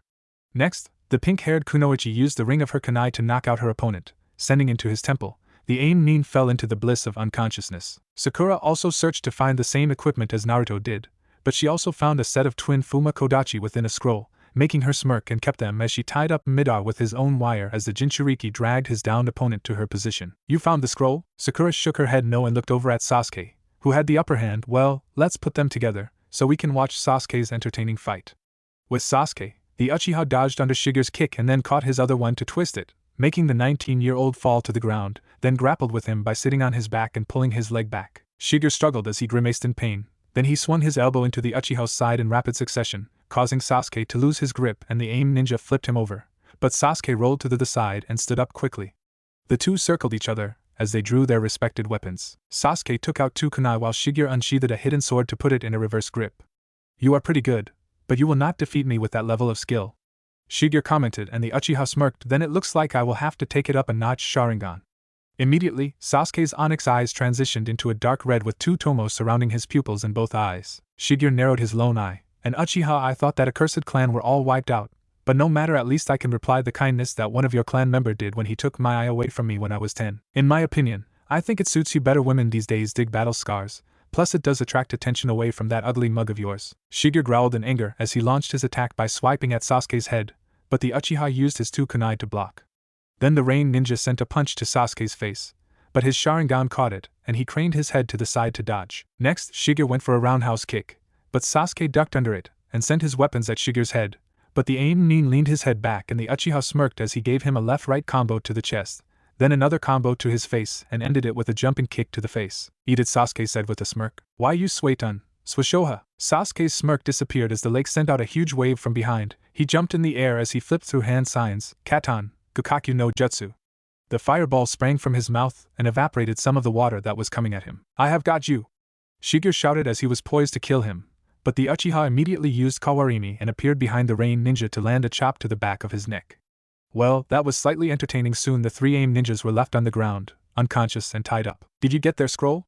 Sasuke asked. No, I believe that Shiger has got it, Sakura said, and the Uchiha checked the AIM nin for the scroll to find it, and said, Alright, now all we have to do is get to the tower. Suddenly Naruto felt the wind stinging against his cheek and a large wind came through to blow them away, but all three of them stood their ground. Oh, I wanted to blow all of three of you away. Oh, well, I may as well play with you before I take your scroll and your life. A feminine voice said from above. Team 7 looked up to see that it was the mysterious Kusa nin with the long tongue. Shit, it's Orochimaru. Damn, I didn't think that he would get here that fast. He must be here for Sasuke's Sharingan, Naruto thought. Or he could be after you. Naruto, you do have me inside of you, augmenting your abilities. Serenity added. The thing is, why didn't he grab any from the massacre happened? If he had implanted them like Kakashi-san did, it would have sapped his reserves. He would need to be an Uchiha to use it to the full extent. My guess that he either has the power to possess Sasuke's body or needs to do an experiment on Sasuke to imprint his being into Sasuke's brain. This is also the factor that he would need a lot of blood to incorporate into his system. Either way, he has to take him away from the village to do either of those. The female Kusanine chuckled evilly as she pressed her finger on her eyelid while she launched her killing intent, freezing Team 7 in place as they each saw their own gruesome deaths. Master, it is an illusion. Fight it! Serenity cried out in alarm. The Jinchuriki complied and he was able to move a bit, but Sakura wasn't used to it. Due to Itachi's use of Tsukiyomi, Sasuke was able to move and override the killing intent with pain to grab Sakura, and Naruto followed after him. What is she? Murmured Sasuke. A monster. Sasuke, we have to make a stand. What? No way. You saw what she did to us back there. There is no way that we win this battle. We've no choice but to fight. She will just pressure us until we are dead. We must take a stand against her, and come on. Fear didn't stop us from taking on Zabuza, right? Sasuke bit his lip a bit as Naruto continued. I am terrified of her power as well, but I am terrified of losing my teammates, my friends, to death. I have already lost someone to its clutches and I will not let that happen again, now when I am around. Sakura's eyes fluttered a bit and snapped open as she shouted, Look out! The three of them moved in opposite directions to avoid a snake from swallowing them whole. Sasuke threw shuriken into the snake's mouth, ripping its insides to shreds, and it fell dead. Wait to give yourself away, Orochimaru, Naruto said. Oh, you have heard of me, Naruto-kun? You are the only one who can summon snakes that big beside our proctor, Anko Mitarashi. What do you want? Orochimaru burst from the snake's carcass, dripping with slime, and ripped the skin off his face to reveal his pale face with purple markings and slitted yellow eyes. Isn't it obvious?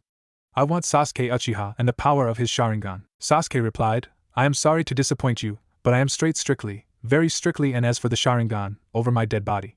Orochimaru chuckled. I need you alive for that. It seems that you need some motivation. Instantly Naruto acted by throwing a flash ball, which blinded the snake Sannin momentarily, and Naruto activated his gloves to send a flaming ball in the air, which exploded.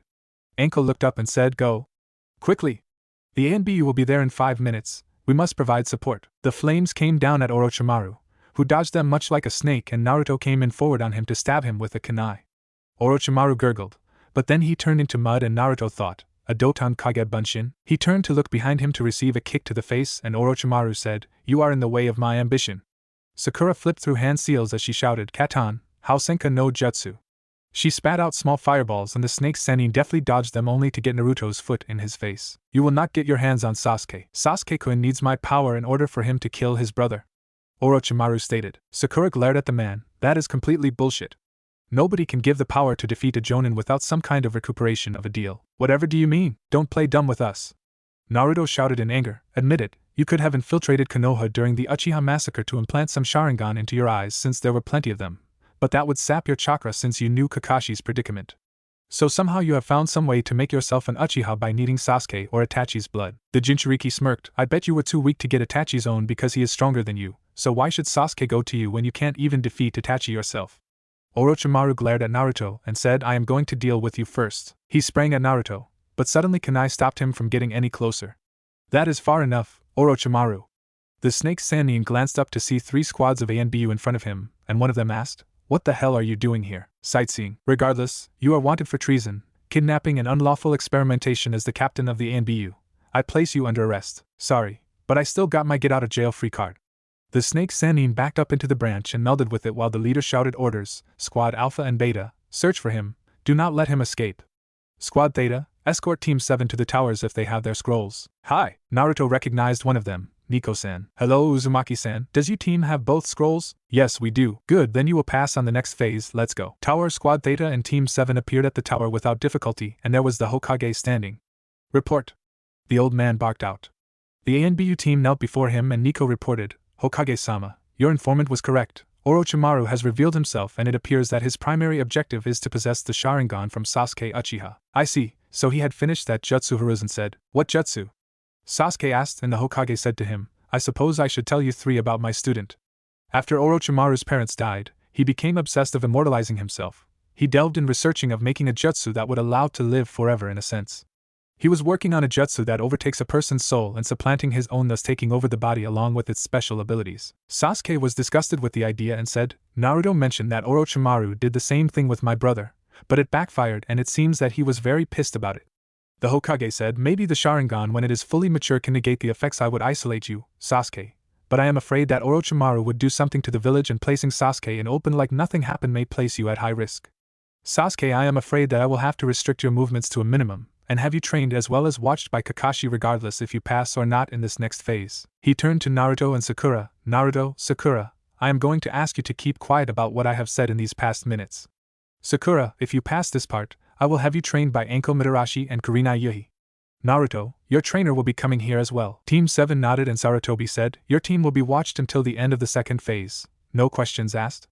Again, they nodded and they were escorted to a room with Squad Theta outside of their door. Room Team 7 sat in silence as they replayed the events in their heads until Sasuke said, we have to get stronger. Sakura stated, yes, but over the span of a few years we can't exactly protect each other, let alone ourselves. We can try, Naruto said. Mikoto-san and Kakashi can protect themselves. Besides, Orochimaru wouldn't dare to approach Sasuke around Kakashi and Mikoto-san.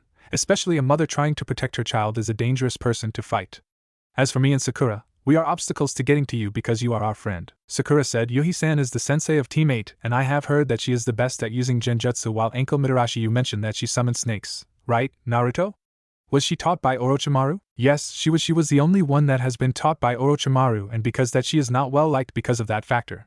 But on the flip side, she is the only one who knows how Orochimaru works, his techniques, mannerisms, etc. Sasuke said, like me, he specializes in ninjutsu and genjutsu, so the only way to stop him from using those is to work mostly on our taijutsu. To keep up with his hand seals and moves, I will need to upgrade my Sharingan to the 3rd tier in order to reverse the effects. Naruto stood up. Then that settles it. We will get stronger after the exams are finished, and when we meet Orochimaru again, we will defeat him. He put his hand out and said, let's make it official. Sasuke and Sakura put their hands over Naruto's own as they each made a silent promise to become stronger. The three of them took a rest, each of them with a kunai under their pillow in case that should someone slip into the room. Hokage Tower, Orochimaru has made his move. I want everyone to be alert for anything. One of the villages may be in cohorts with Orochimaru since we know that he doesn't have enough manpower to destroy this village. Sarutobi said to the Jonin and Chunin, Forest of Death Curses. I was so close. That damn Jinchuriki interfered with my plans to get Sasuke. Orochimaru said angrily, Kabuto. I want you to keep an eye on Naruto Uzumaki, and when you get the chance, kill him. I will have Sasuke's body and the destruction of Konoha during our invasion with Suna. Kabuto bowed lowly. It shall be done, Lord Orochimaru. I will take care of everything. 4 days later, the Rookie 9, along with Team Gai, Team Kabuto, Team Dosu, and Team Gaara stood before their senseis, proctors, and the Hokage himself. First off, for the second test, congratulations on passing, Anko said. And then she thought to herself, I never would expect 24 of them to be here. I was expecting single digits actually, but at least I cut them in half practically. Guy stated, your team is not that bad, Kakashi. Maybe they got lucky, but with my team around, getting any further is nigh impossible now, since from now it's about real skill. Well, with youth, there are sweet times and sour times, Kakashi? Huh, oh, I'm sorry, did you say something? Damn you, Kakashi. You make me so mad. Why do you always have to act so cool? For so many to be here and most of them are rookies, Sarutobi thought. And then he whispered as he looked at their senseis. No wonder they nominated them all. Anko spoke up. Now Hokage-sama will now explain the 3rd test. Listen carefully. Thank you, Anko. Now before we begin the 3rd test, there is something that I must bring to your attention. It concerns with the true reason of this exam. True reason? Thought Sakura. Why do we have all the allied countries taking the exam together? The Hokage asked rhetorically. To promote friendship among the countries?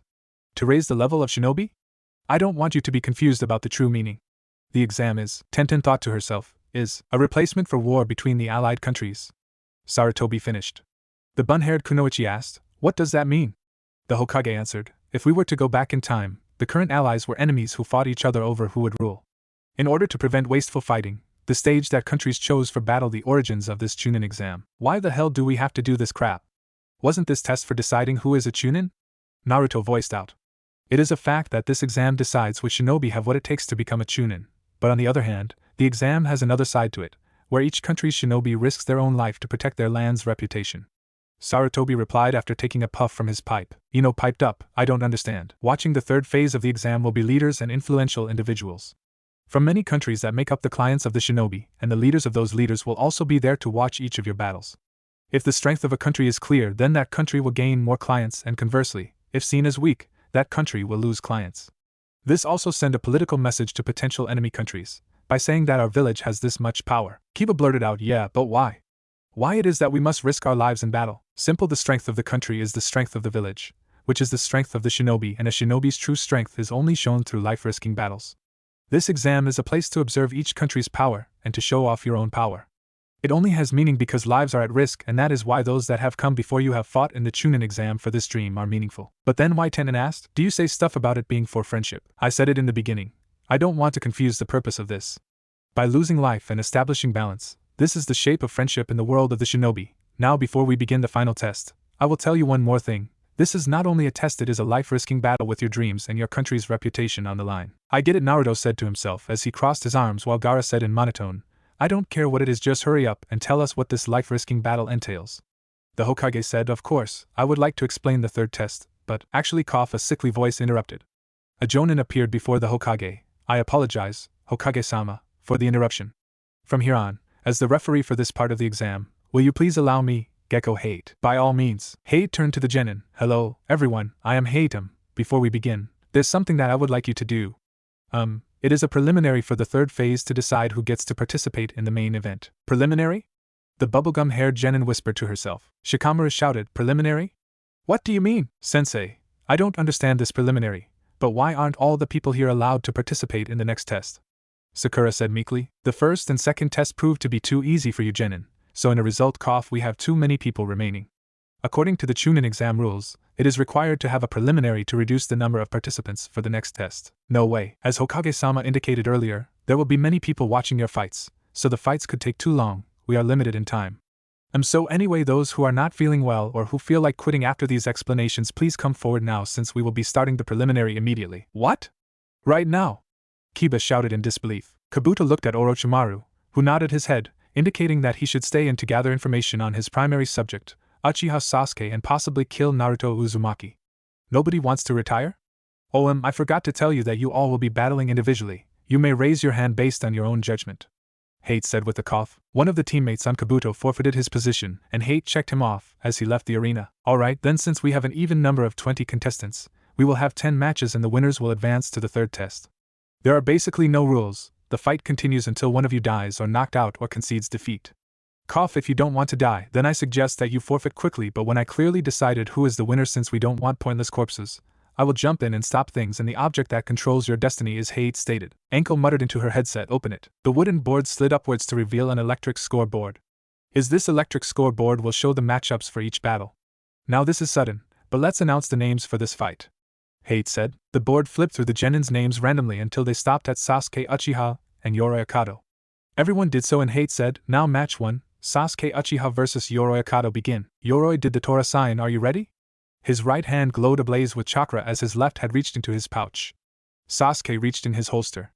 Yoroi flicked them at the Uchiha, but the Uchiha did an overhand strike with his kunai, sending the projectiles back at him. The overhead strike made it that he overextended himself, and Sasuke fell down to the ground. Yoroi saw the opportunity and axed by moving towards Sasuke. He aimed his right hand to smash Sasuke's head, but the Uchiha rolled to the side and slammed the kunai point into the ground. Then he tripped Yoroi using his feet, then maneuvered him into a wrestling move, threatening to break his arm.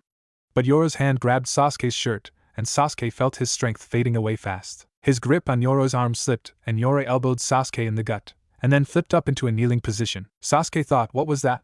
My strength just suddenly. The weird ninja then moved toward the fallen avenger, causing Sakura to shout in alarm. Sasuke looked up to see Yoroi's chakra-infused hand clamped on his head, and the Uchiha began to feel weaker and weaker. You my chakra!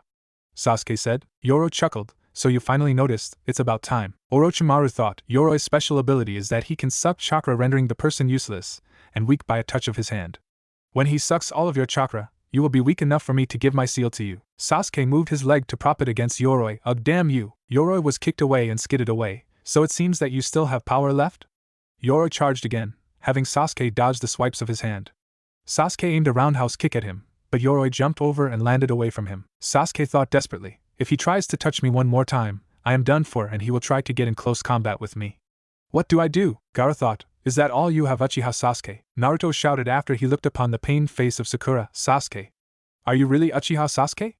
Is this the best you can do? Sasuke looked to see Naruto and Lee on the balcony. That's it, I know what to do, he thought. Yoroi charged at Sasuke. It's over, Uchiha. But the next move surprised everyone, especially Lee, as Sasuke used the same move that Lee used on him. That's my Lee thought as his sensei said. What? Sasuke appeared behind Yoroi. Though from here, it's all original from here. Sasuke said, it's over. The Uchiha poked him in the back and the opposing ninja recognized the move. Kagebuyo? Take this. Here it comes.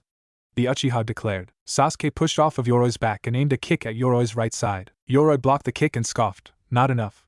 Sasuke grimaced and used the momentum of his kick to aim a punch to his unguarded left side. Kakashi said, "Not enough, eh?" Yoroi's head snapped downwards, but Sasuke did not relent. "Get your ass back here!" the Uchiha shouted as he used his right arm to catch his opponent in the chest. Before Yoroi hit the ground, Sasuke turned to land a kick in the chest as he shouted, "There's more!" Sure, Renden." Yoroi's head snapped upwards to cough up blood and he was knocked unconscious. Sasuke slid to the side before coming to a complete stop. "Like I have to check," the sickly proctor thought as he checked the pulse of Yoroi, and then turned his head to the side to smile at the wobbly Uchiha.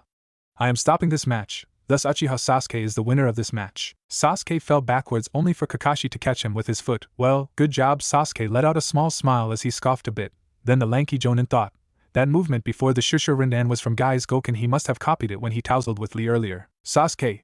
What a lame way to win! You are all beat up, idiot!"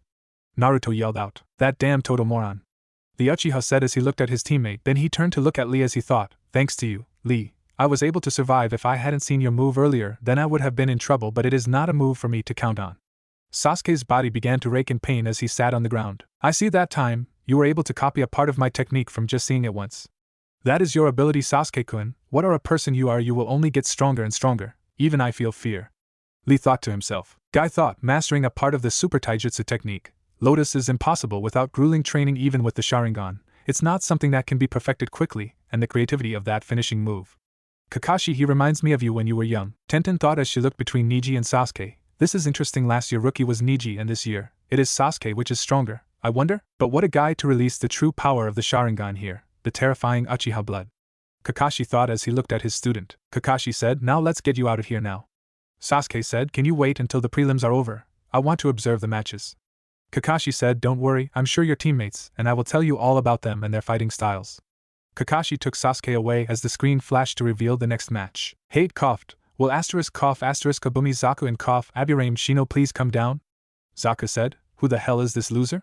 This will be easier than I thought." Shino quietly walked down the stairs to the arena. Sakura looked at them and saw Zaku's arms were still in a sling. That sound mean he looks up to something if he is going to fight with broken arms. She thought to herself, will Shino-kun be alright?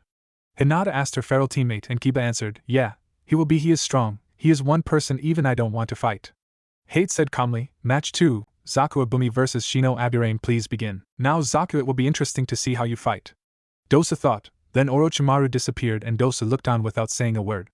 Shino spoke to Zaku in monotone, "If you fight here, you will never fight again. It's best if you forfeit." Zaku's left arm twitched a bit, and he began to move. "It seems that this one can move a bit, but I only need one arm to kick your weird ass."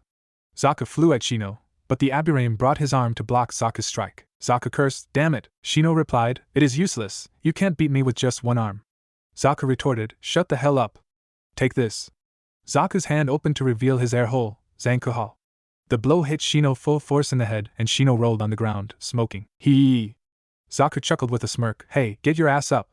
Shino slowly got up and revealed something that Zaku was slightly disturbed. What the Otonin saw was that Shino had bugs crawling under his skin literally. What the? He has bugs from inside his body? Zaku thought to himself. Then he heard a multitude of noises behind and turned to see an army of bugs behind him. Shino explained, "They are called Kikeichu bugs. They attack in numbers and consume chakra. Like I said, if this many behind you get you, you'll never be a ninja ever again. If you don't want that, then you should give up." Zaku glared at him for putting him in this predicament. Shino pushed up his shades. "If you decide to attack me with your arm, then the bugs will get you, and if you attack my bugs, I attack you." Zaku cursed loudly. "Damn," Shino said, "you should always save your trump card at the last moment." Zaku thought as images from his past of the meeting with Orochimaru came into view. I can't continue to fail." Zaku shouted, "Don't mess with me." Zaku pulled his right arm out as he declared in a proud voice, "Hey, you should always have a trump card at the last moment, right?" Kiba shouted, "What? He can use his right arm too," Dosa thought, so it was all an act that his right arm was completely useless. Good one, Zaku. Zaku shouted, "Take this." Suddenly his arms imploded and one of them fell to the ground. Zaku looked at it in shock as he saw Kikeichu coming out of the air tubes. Shino came behind Zaku as he said, "When I told you to give up, I sent some of them to close your dangerous air holes with their bodies. That is a true trump card." Zaku shouted, "You bastard!" He sent a punch, but the Aburame ducked and backhanded Zaku. Hate declared, "Shouja, Aburame Shino." Stadium Arena. Hate said, "Okay, now match 3, Sabaku no Kankuro and Kabuto Yakushi. Will you please come down to the arena?" Kankuro said, This will be easy enough. Baki, the sensei of Team Gaara, said. Kankuro, don't get cocky. Kankuro pretended that he didn't hear him at all and continued to the arena. Temari muttered, that idiot is going to get himself killed. Kankuro stood and faced Kabuto, Yoroi's teammate. Kabuto glanced at Orochimaru, who discreetly told him to make it look interesting. Kankuro said, hey, sorry, but I plan on winning this match.